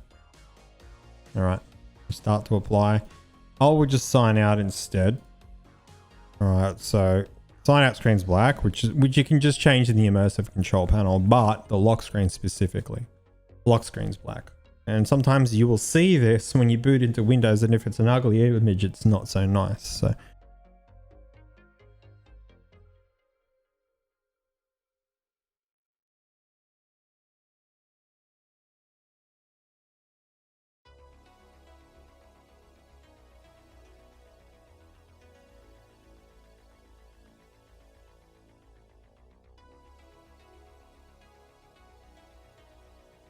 we're up to Edge. This one was really painful. They've made it quite difficult to uninstall Edge. When you run the enable script, it'll simply just re-enable it. Reinstall it and everything will work flawlessly, so you don't have to worry about it. But it's all about sort of taking back control. Like, don't force me to have Edge on my PC. If I don't want it there, I don't want it there. So that's what this script was made for. I technically really don't like Edge. I don't like anything on the PC that I don't use. I want full control. This is going to uninstall Edge completely. I'll say restart to apply. It won't restart right now, but as you see, like all three are gone. And check the immersive control panel too. Like all three are gone completely. They're very nice. And the revert option works flawlessly. So if you guys need it back, or you have an app that doesn't seem to be running, that's probably why. Now bloatware. So we could individually go through the bloatware. So I've got bloatware apps here, right? I've got these couple of bloatware apps we have here, like OneDrive, Health Tools, remote desktop connection. That update we could technically remove. Not really needed. Bunch of features we don't need. Bunch of stuff here we don't need. A bunch of stuff here we don't need. So opening bloatware. We've got a lot of options here. It might seem confusing, but it's pretty straightforward. You've got exit. All right, so that's probably going to just take us out. We've got remove all bloatware. This one is very, very aggressive. Like very aggressive. Like it will remove everything. Sorry, this, and this, like everything. All right. Now that's not really practical because a lot of you will want to use Paint, Photos, and Notepad. Just little things like that, like right-clicking the desktop and be able to create a new text document or a bitmap image or something. You know, or just opening a photo. So I've got that option to be able to reinstall it again. And it's obviously not practical. A lot of you might want to use Xbox Game Pass or the store. Some of you will need the store for certain things. So let's say that you want the calculator app. You could just install store. You want the calculator app back, or a certain app back, like Mail. Just install store and download it through the Microsoft Store. Right? Nothing else will be installed. So basically, I wanted an option to be able to revert everything. Go ahead and we'll remove all the bloatware. So we'll press number 2 and then press enter. So if you run this script, it'd probably be a really good idea to restart to apply. It'll loop you back to this menu because some of you guys might not need to use option 3 as well. So now's the time to use option 3. So some links might bug out, like check this out. So going back to the UWP scaling shortcut, you'll see that this sort of pops up. Like that's pretty normal. Don't worry about it. Just click internet browser and okay. It'll go back to how it was. Let's go back to bloatware apps. Everything's completely gone. It will remove all of these. Some of these you might actually want on. Now it should have removed SMB. I'm surprised it didn't. Get rid of all the bloatware apps here too. So these ones, the ones that are in the legacy control panel will actually show up in here too. The way Windows works, it's silly. Bloatware features, here's another thing as well. You can see optional feature history and all these guys sort of got removed. I'll show you some that you guys might actually need to have toggled on. So specifically here, For some games, you actually might need these two toggled on. If the game or app is smart enough, it will tell you and automatically enable it, but that's not always the case for all apps. Really ancient games, I was playing Diablo 1 the other day. It did turn this on by default, but that's probably because it was a good old game mod, and good old game will actually like do things like that to make sure the apps will work, but you may need this on. And also like media features you might need on like, which is Windows Media Player. You also need to toggle it on in here, and you also need to toggle it on in here as well. There have been some apps to weirdly rely on legacy media. I can't live without Paint, Photos, Notepad. So let's go ahead and reinstall that. Now it'll come up with a little message here. Now Paint is different on Windows 10 and Windows 11. So some of you may get an error message on Windows 11, and I'll show you that here. In this case, we've got the error message on Windows 10 because the way Windows is built, and you'll see in a little bit, it can be quite buggy when adding and removing features. Not so much removing features, adding features back, it can be quite a little bit buggy. So what we'll need to do here, just read the prompt there. We're going to have to restart the computer. So I'm just going to restart the computer, and then we can rerun the script, and then we can reinstall Paint. And we'll try number 3 again. Now, usually after a restart of workflow, I'll see, I mean, worst case scenario, maybe you have to restart twice, but as you can see, it looks like it's going through now. Sometimes this gets a little stuck and takes a little time. As we can see there, it worked fine. So we just go ahead and press OK. Worked fine after restart. Restart in Windows does magic wonders. You think that would fix their operating system by now. So now it's going to, so we've already done Paint. It'll be doing Photos and Notepad right now. So you wanted Calculator back in particular, just any sort of app. You just go ahead and install the store. All right. So hit store number 4. I'll say restart to apply, but I'm not going to restart here, but it might bug out without restarting. You can just go ahead and search Calculator. Now, when you actually uninstall these apps, they're never actually truly gone. Only third-party ones that you install will be truly gone when you uninstall them. The default ones that come with Windows, they've kind of made it like the legacy feature. So whereas like you can just toggle them on and off. So that's how they've sort of done it. So go ahead and get the default Windows calculator as an example. So you wanted to particularly get this one. As an example, I have tested a couple Xbox game live Xbox Pass games with this, and it worked fine just having the store installed. But there might be some issues. So let's say you are maybe having some issues, you can install all of the UWP apps, right? All of the vanilla ones. So this will put everything back to factory on how it originally was. It'll install all the UWP apps. Right, now I just show you that all the apps are back to the default, right? So everything is completely back to default, just in case any of you guys have issues. So there might be like a certain Xbox Game Pass game that might rely on the console companion or live or something like that. So just in case, you can easily toggle these back on. But if you want to go back to a vanilla, it's a little bit more complicated than that because Windows is quite buggy installing multiple of them at once, which is quite annoying. UWP features, we're up to number 6. Right, so what I have here is just a list of the vanilla ones that are installed. So if you do want to add that back to sort of a vanilla state, you can just add them back. But the only ones that I can see for most gamers out there having an issue with a certain title might be Media Player. If that's the case, say you need to add a couple of things in here, like you can go in the history to see what you've removed and what you haven't, but say you need to add something back, please do it manually. I did have scripts that would add all of these back at once, but Windows is completely bugged and it will not, like, it won't install. Like a lot of these need to restart. You have to do one at a time, which is very frustrating. Add a feature, X. Go ahead and add it. And you want something else like WordPad, add it. If it bugs out, you might have to do them individually between restarts. Legacy features, we already covered that there. There's the vanilla list for the legacy features. So if you want to add it back to a vanilla state, this one's pretty nice. In a script, you have to do them individually between restarts, but if you, weirdly enough, if you want to toggle a bunch of these on and then restart it, like it's fine all at once. But yeah, that should get you guys out of trouble if you want to put it back to a vanilla state. Unfortunately, this is the only way I could do it. So now these are pretty straightforward. If you want OneDrive back, remote desktop connection, same thing again, pretty straightforward and pretty quick. And the legacy snipping tool, so some people can't live without the legacy snipping tool. You can't install this on Windows 11, you can only install this on Windows 10, but some people can't live without it. And same sort of thing here, there we go. This is roughly what it should look like on Windows 10, maybe unless you have something installed like a game launcher running in the background or something like that, which should be taken care of soon. So like,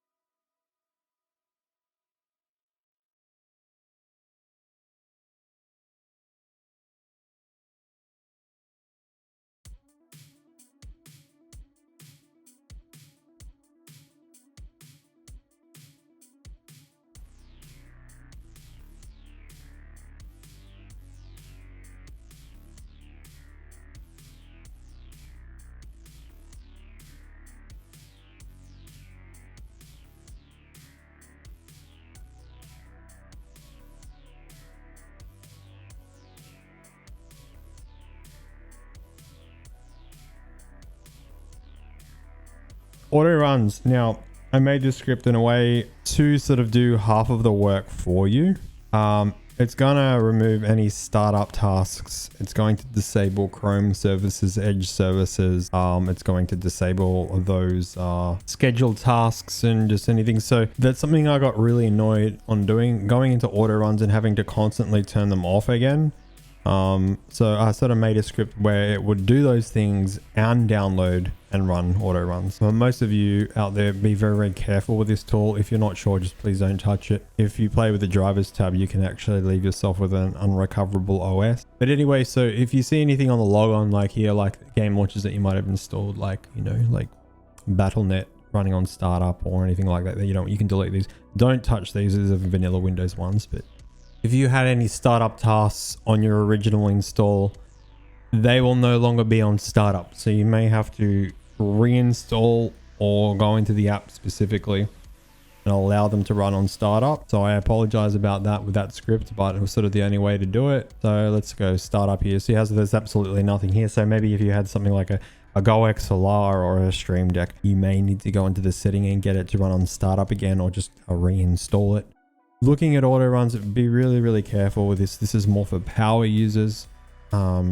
I would have liked to have just put this in the advanced, but it's kind of relevant for checking background tasks that might be running that you're not sure why, and you don't have the option in the startup tab to get rid of, right? So, and you're like, why is this stuff running? You want to get rid of it. So general ones I want you guys to check are logon. Don't touch these three, but if there's anything else, you can remove it, because you don't need things to run in the background unless you're actually using them. And more background tasks is going to take away CPU usage from your game. Okay, just check log on and schedule tasks, right? So auto run's kind of taken care of most of that, and services here. So the script already sort of disabled the Chrome update services is always run in the background and update Chrome. If you want these back, you can just reinstall Chrome and they'll come back. That's fine. If you care about security and you always want Chrome updated, let's go to cleanup. This one's quite nice. This one will open both temp folders. So you can go ahead and you can delete all of this as well. We'll go ahead and do this cleanup. And if you want to sort of regularly do this, if a lot of people ask me, oh, what should I do if I want to clean up my PC regularly? I would say generally just like bloatware apps, background tasks, auto runs, and cleanup. You just go through these, you know. So that's finished the disk cleanup. Now is a really good idea to do a restore point. If you're happy with how things are, don't fully rely on system restore points, but they can save you sometimes. And especially if you are going to be playing with the advanced, you want to do a system restore point. And I would say at least use about roughly around 10 gig. Okay, that should be more than enough. So now it's on. And then I'm going to create a new one. I'll just call it backup. Don't rely on this to revert everything, because it won't. It'll just get you out of a blue screen loops. Okay, that's all it should be used for. Don't fully trust it for anything else. All right, let's talk about hardware real quick. So mouse optimization. This is going to install mouse movement recorder. And as you can see, I have mouse acceleration on. We would want this column lined up with this column and the numbers to be the same. Why do I have mouse acceleration on? So have a bit of a read of this. So these are all things you might need to do with your mouse software specifically. Stream polling rate may affect some PCs and game engines. Now they have done a bit of work on Windows 11 with really high polling rates like 4K and 8K. But there's some game engines that still might not work or accept it very well. So this is a very controversial topic. It doesn't matter too much. It is user preference, but it is proven that higher DPI can lower latency a little bit. It's the same with polling rate too, right? There's a certain point at diminishing returns too. But from my personal hands-on experience, as far as DPI that has been comfortable on the desktop and in game for me, here are some suggestions, okay? At least 400 DPI for 1080p, at least 800 DPI for 1440p, and at least 1600 DPI for 4K. 1600 DPI might seem a little excessive for 4K for some people, but I found I noticed pixel skipping a lot more. Use what you're comfortable with. It doesn't matter too much. I've got point of precision off. Why am I still getting acceleration? Oh, it must be scaling, right? It is scaling. Okay. Look at that. Back to normal. Now this one's fairly important because I had this happen to me on a laptop before and when I was on my 4K gaming monitor. Setting it to 100 in Windows setting was not enough. Okay, so let's go back to, oh, by the way, if you're using this mouse movement recorder, it will display the incorrect polling rate that you have if you're on Windows 11 because of the mouse fix that they did. Only use this program, not for measuring polling rate, just to check mouse accelerations. This won't fix things if you're on a laptop or 4K sometimes. Have it to set to 100 here, but in game it would actually be doing 125. You can actually have this window open if you've got another monitor, open on another monitor and check if you have mouse acceleration in game. Now just keep in mind, sometimes when you initially spawn in the game and it centers your cursor, that you might get, you know, some of this going on, right? And then this happens when I go on the edge of the screen, so that's normal, don't worry about that. But just generally when you're playing, right, that's when you want to check for acceleration. So that actually happens. So that is why in the registry script that you saw, and that is why, particularly with this link, you want to go ahead and manually set that so that never happens. Okay, it'll say something like 225%, even though it's not. That is a bug that they need to fix, and they haven't fixed yet since forever. Look at that, 225. It's not at 225, we're at 100. And don't worry about that. Just worry about what's in here. Now, mouse polling rate.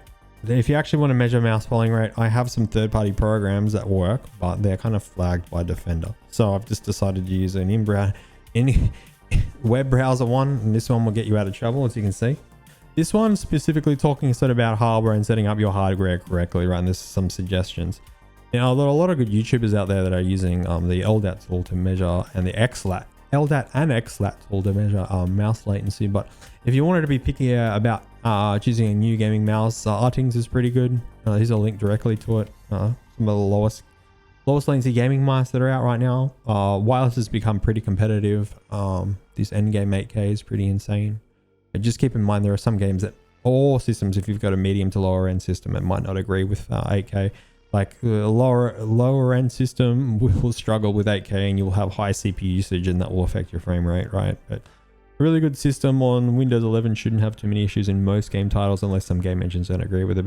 Yeah, I mean, take it with a grain of salt. Everyone has a different testing methodology, so I've just got this generic PS5 controller just to showcase in this video. I'm not really a controller player.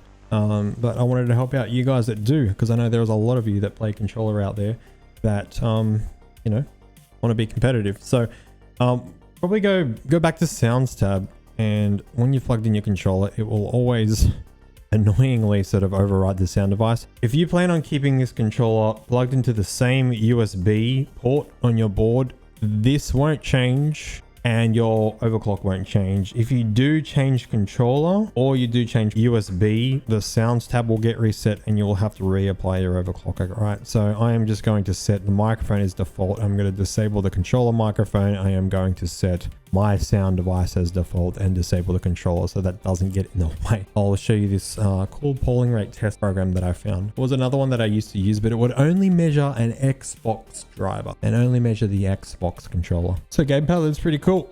Press enter the index. So this is just in case you have multiple controllers, right? So we've only got one, so 2000. Rotate the left stick without stopping. So what we're going to do is keep rotating, as you can see, at about 4 millisecond delay roughly. Now that's sort of 4 millisecond polling. That's not delay. There will be other delays on the PCB over the controller itself, but specifically polling rate. So we've got a polling rate max, polling rate average. The average will change a little bit depending on how consistent I spin the left stick, right?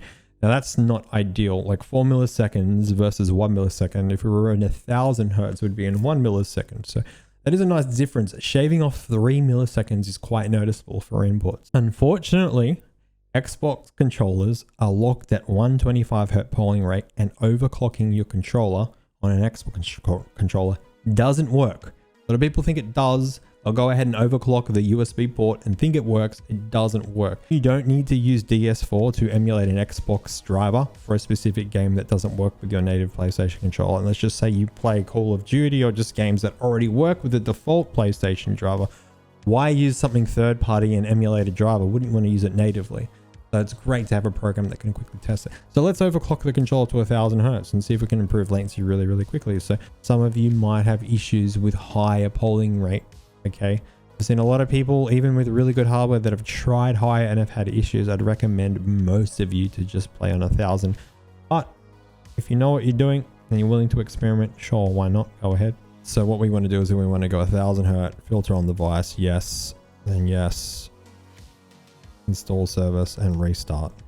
Let's unplug the controller, plug it back in. If we see green and 1000, we're good. If it's red, it's not working. All right, so it's green and 1000, we're going. Let's go. You can see 1 millisecond, a real clean 1 millisecond. Obviously, I wasn't very good with the stick. I should have probably used my right hand to get a lot more even. That is a clean 1000 hertz polling rate at 1 millisecond. Fortunately, Arting's recently changed their testing methodology, so that's very annoying. There isn't actually a graph on which keyboard has the lowest input lag. There, you have to go in the individual keyboard. On this web page, click gaming, and whatever's the highest score, just go in and check. There we go. So we've got best connection, 1.8 milliseconds. So that's the Wooting, right? And the Corsair itself, 1.1 millisecond. And I would say that's probably only because this is actually an 8000 hertz keyboard. I think this with a grain of salt, but at least you've got a rough idea. If you wanted to pick a keyboard and with low delay, there's a few options there that you can look at. Monitor overdrive, this one's fairly important. Some basic things for you to optimize your monitor and the monitor settings physically on the monitor. So enable overclock mode if you haven't already. I've seen a lot of people that haven't enable their overclock mode, like they've got a 240 hertz that can do 280 hertz. Enable it and run the 280 hertz mode. I don't care if you get the frame rates or not, it still lowers your delay. Refresh rate of your monitor and frame rate are completely separate from each other as far as when it comes to latency, right? So run the highest refresh rate that you can. You also want to max overdrive. Like overdrive is like the pixels sort of response times of the monitor itself. You can actually get a little bit tiny lower delay and a better feeling on the mouse tuning this right. Ideally try to crank it up as much as you can without causing overshoot or reducing motion clarity. Here's a quick simple test. Blur busters, you can probably put this in full screen if you like. And just look at the top UFO. Change the overdrive in your mode. Try to crank it up all the way as high as you can. So this is still clear. So as high the better, but at the point, there's going to be a point where you turn it up too much, and this image is, when you follow it with your eyes, is not going to be clear anymore. So be very careful with that. Don't crank it up too much, but do consider playing with monitor latency. So if you want to talk about monitor latency, it's quite interesting. We're in this weird rough period where you know, an IPS is still the lowest delay, and that's because these OLEDs that are coming out, they're not entirely high enough refresh rate yet to match, or they haven't quite got the tuning right for it. So like pixel response times are separate from the throughput latency, right? So OLEDs are fixed pixel response times to the point where they're very, very clear, but throughput latency isn't quite there yet. Now, that will change when we start to see 480 hertz OLEDs come out. And I've already confirmed and seen that. There's a YouTuber called Hardware Monitors Unboxed. Their main channel is Hardware Unboxed, and they tested the new 4K 240 hertz monitor that can toggle to 1080p 480 hertz mode. It's an OLED. It had the lowest input lag. So, but as far as wanting to pick out a monitor, if you wanted to just purely look at latency, that's a good website, good little chart there that you can look at stuff. Do take everything with a grain of salt, but a bit of a rough idea. Network buffer bloat. I don't want to get into this too much, but long story short, you want to have a decent buffer bloat. If your router doesn't have quality of service, consider getting a router that does have quality of service. You want all this as low as possible. So my internet plan is not very good, but I don't really need higher. I am technically on 100 down and 40 up. But my Edge Router X is what I have. My Edge Router X is actually using quality of service right now to fix buffer bloat. But some of these will not support really fast internet plans, like 1000 down, 1000 up. So be careful there. As far as anything else, internet optimizations don't do anything. You know, changing your DNS will not lower your ping. It'll help you load websites faster or slower, but it's not going to change your ping. Generally, if you can just disable all the background tasks in Windows and pause updates and stuff, that will help quite a lot. And getting a buffer bloat sorted, but everything else is all placebo and snake oil. There's a nice build guide that I have. I'm going to do a separate topic on this. I have done a video on this before. I'm going to do an updated one, but I wanted a bit of a build guide, budget PC build guide. all out PC build guide without being stupid. So advanced, I want to give you guys a bit of a warning. This folder is a bit of a placebo folder, but a more user control, user choice, power user thing, you know. One thing that I will mention though, the security script which disables Defender safely and then you can toggle it back on. Quite a nightmare to code and make work. There are some systems, really old systems, that Windows Defender is quite CPU toxic, especially on Windows 11, that you could actually get some more frames turning that off on really low ends. Those high-end systems I've only seen about 10 frames, but this is more of a placebo folder, so viewer discretion advised. Most of these scripts do have warnings to them, and one of them forces you to make a system restore point just in case, or two of them do. I thought I just mentioned this here, and these are just things that I find are cool to toggle on and off and play around with. So we have network adapter. This one's pretty self-explanatory.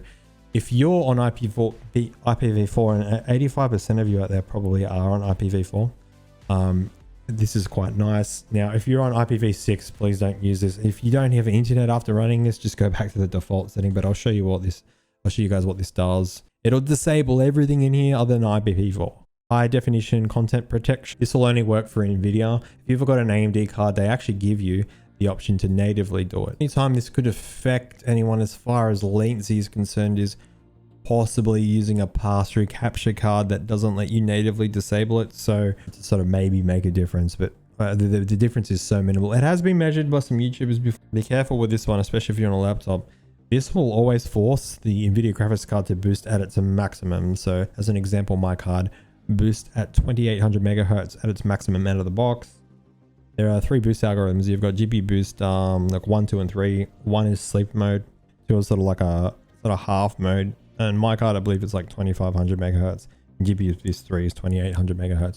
If I turn this on, it'll always force 2800 megahertz or whatever my overclock is. So my overclock is 3000 megahertz. It'll always be 3000 megahertz. And idling on desktop is 120 watts always. So be careful with this one, especially if you have a overheating GPU or you're on a laptop. There's no sort of recommended option in any of these scripts. And that's by design because these are more placebo scripts that are just cool things to play around with. 9 times out of 10, I would recommend having multiplayer and overlay on and optimization for windowed games on. Now, we already talked about optimization for windowed games and we would have sort of already done that before. Now, on Windows 11, you have the option, not on Windows 10. Now, these kind of go hand in hand to work together. 1, we can have it on, which would be my recommended. 2, both of them off, or 3, default. And default is technically multiplayer overlay on and optimization for Windows games off. So a couple of options you can play around with. Full screen optimizations too. Now, Windows patched after Windows 1709, they patched to the point where you don't have to force full screen exclusive anymore to get low latency. Full screen optimizations are actually okay. So when you run a game that isn't DirectX 12 by default, generally speaking, when you're in just normal full screen, it's fine, which is full screen optimizations. But I wanted people to have the option to be able to try out full screen exclusive, because I mean, there are some, like, you know, some games, like when I specifically play Kovacs, I will say that the mouse feels a tiny little bit better in Legacy Flip, which is exclusive full screen. And then there are other games that don't feel good in exclusive full screen that I would want full screen optimizations on. So, and this isn't actually measurable at all as far as latency on the new Windows builds. On the older Windows builds, it was about a millisecond latency, and you kind of had to always run full screen exclusive. Now you can actually enjoy the benefit of alt tabbing quicker and being able to see any volume overlay over your game without having the added latency. There's a bit of information about some other stuff. So DirectX 12 engines do not support exclusive full screen mode, and sometimes you may have to go to the game compatibility tab and manually disable full screen optimization. Keyboard shortcut. 90% of you will not use this, but I just thought it was cool.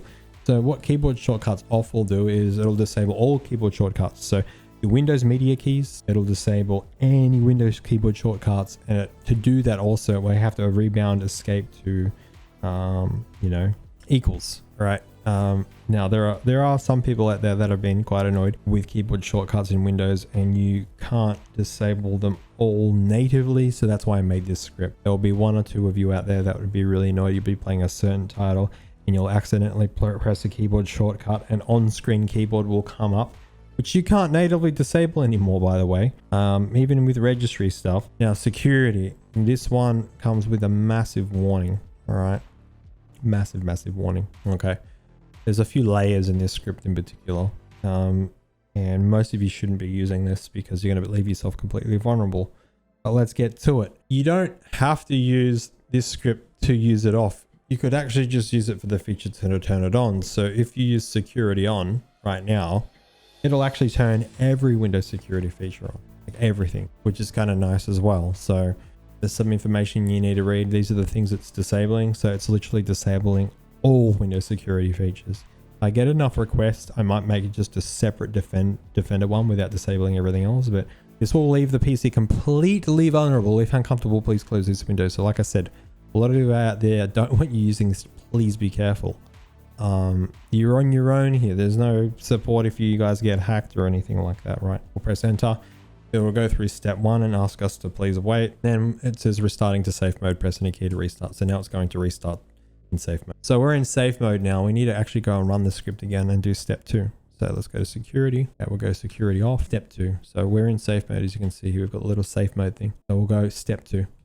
I'm in safe mode. So I'll go to step 2, press enter. The same text is going to come up. I just wanted to give people plenty of warning so they knew what they were doing. And we'll press enter again.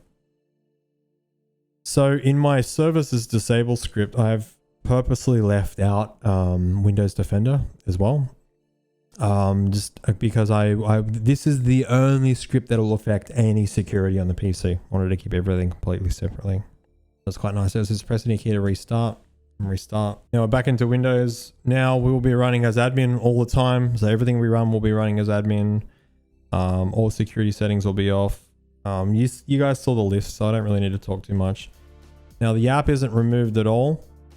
You'll just get an error message anytime you try to go into any of the settings, okay? Pretty straightforward. It's just clean and blank. None of it is running. Smart screen isn't running either. None of the services are running for Defender. None of the drivers are running Defender.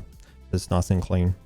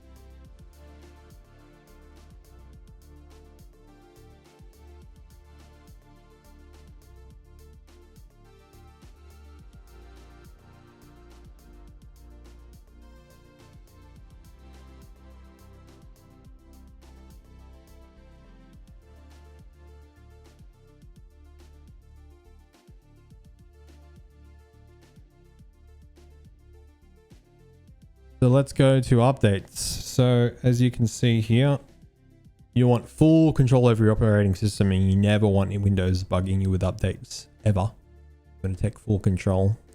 The only way to turn off updates permanently is with Windows Pro. So we are using Windows Pro, GP edit.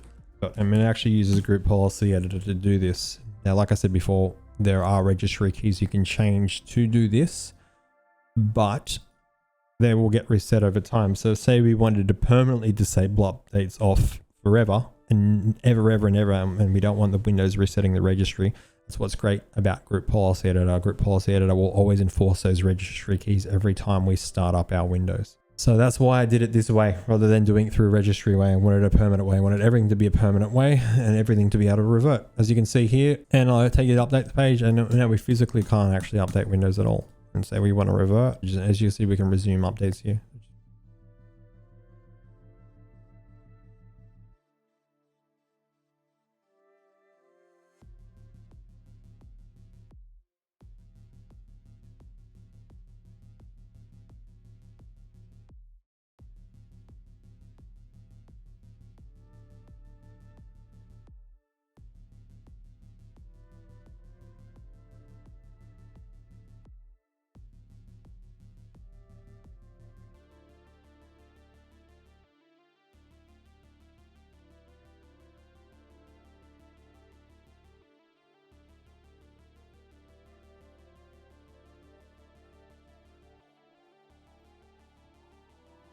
Now we've got services. Now this is not going to give you more frames or anything. It's just more of a cool thing to do, control thing to do that I wanted to make, and you know, flex minimal background tasks and stuff like that. So services off.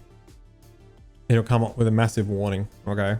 Script does not support Wi-Fi. If your PC depends on Wi-Fi, close this window. This script will intentionally run minimal services. Certain program settings and options may encounter issues or fail to run. That is normal by design. If you experience any problems, please switch back to services default. So a lot of people were complaining about their microphone not working on Windows 11.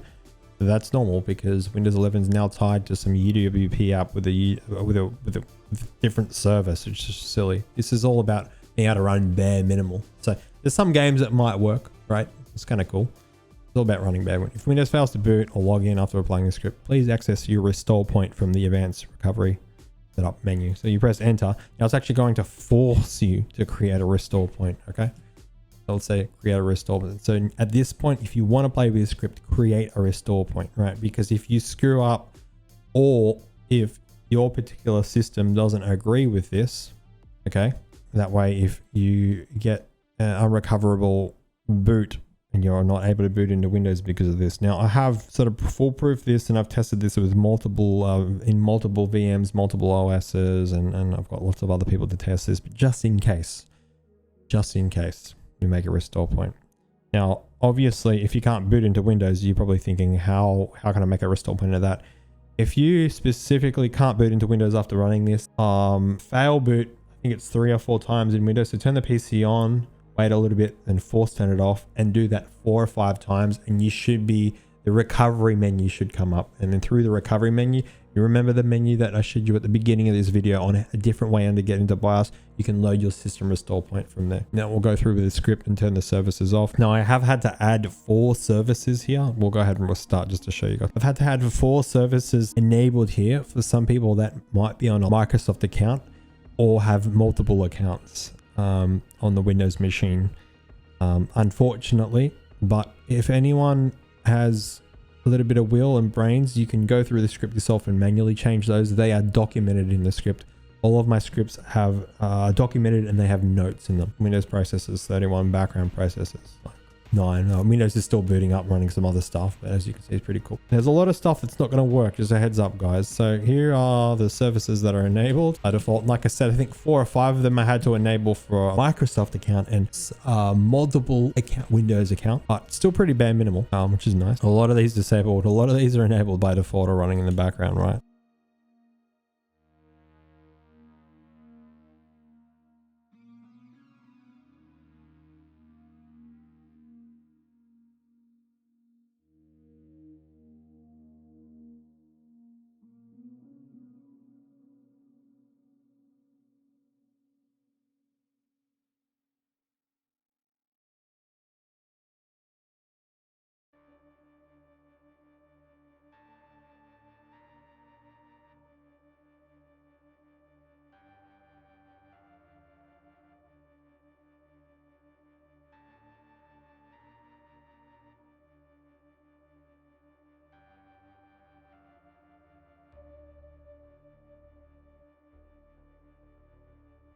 Now, there are still some other background tasks that bother me, and I just thought it was cool to be able to disable them because Windows hasn't given us the option to be able to, you know, remove, toggle them on and off. So Mobius Sync, you might have seen before, that green thing that popped up.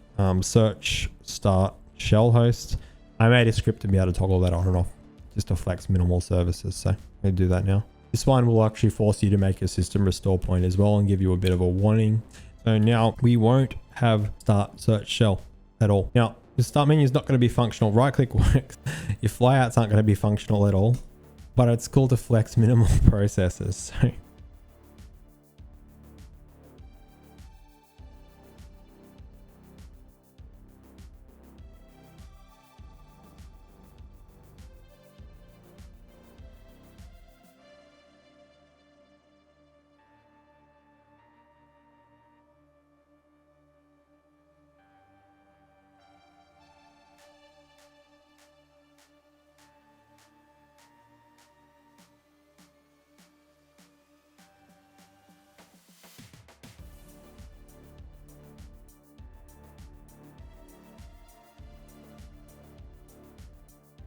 none of you run this like as a daily, right? It's just cool to do. As an example, let's go in here. You're going to get an error because the service isn't running like that. That is normal. Like, don't think your PC is broken. It's not. Everything is safe and revertible. You can revert this. I don't really recommend playing with sort of any of these in here. Maybe really low end PCs that are willing to be completely vulnerable. Maybe play with the security one. But you know, you didn't hear that from me. Just thought it was cool to be able to take back control from your Windows operating system. That covers the full optimization guide. And I've been recording all day and I have a lot of editing to do, but I believe I've covered everything. So if you enjoyed this video and you appreciate all the effort and headache and time that I've put into this thing, please give this YouTube channel a sub and look forward to my other content sort of breaking down all this stuff and explaining things. I'll see you guys in the next one. Thank you very much for watching. Bye.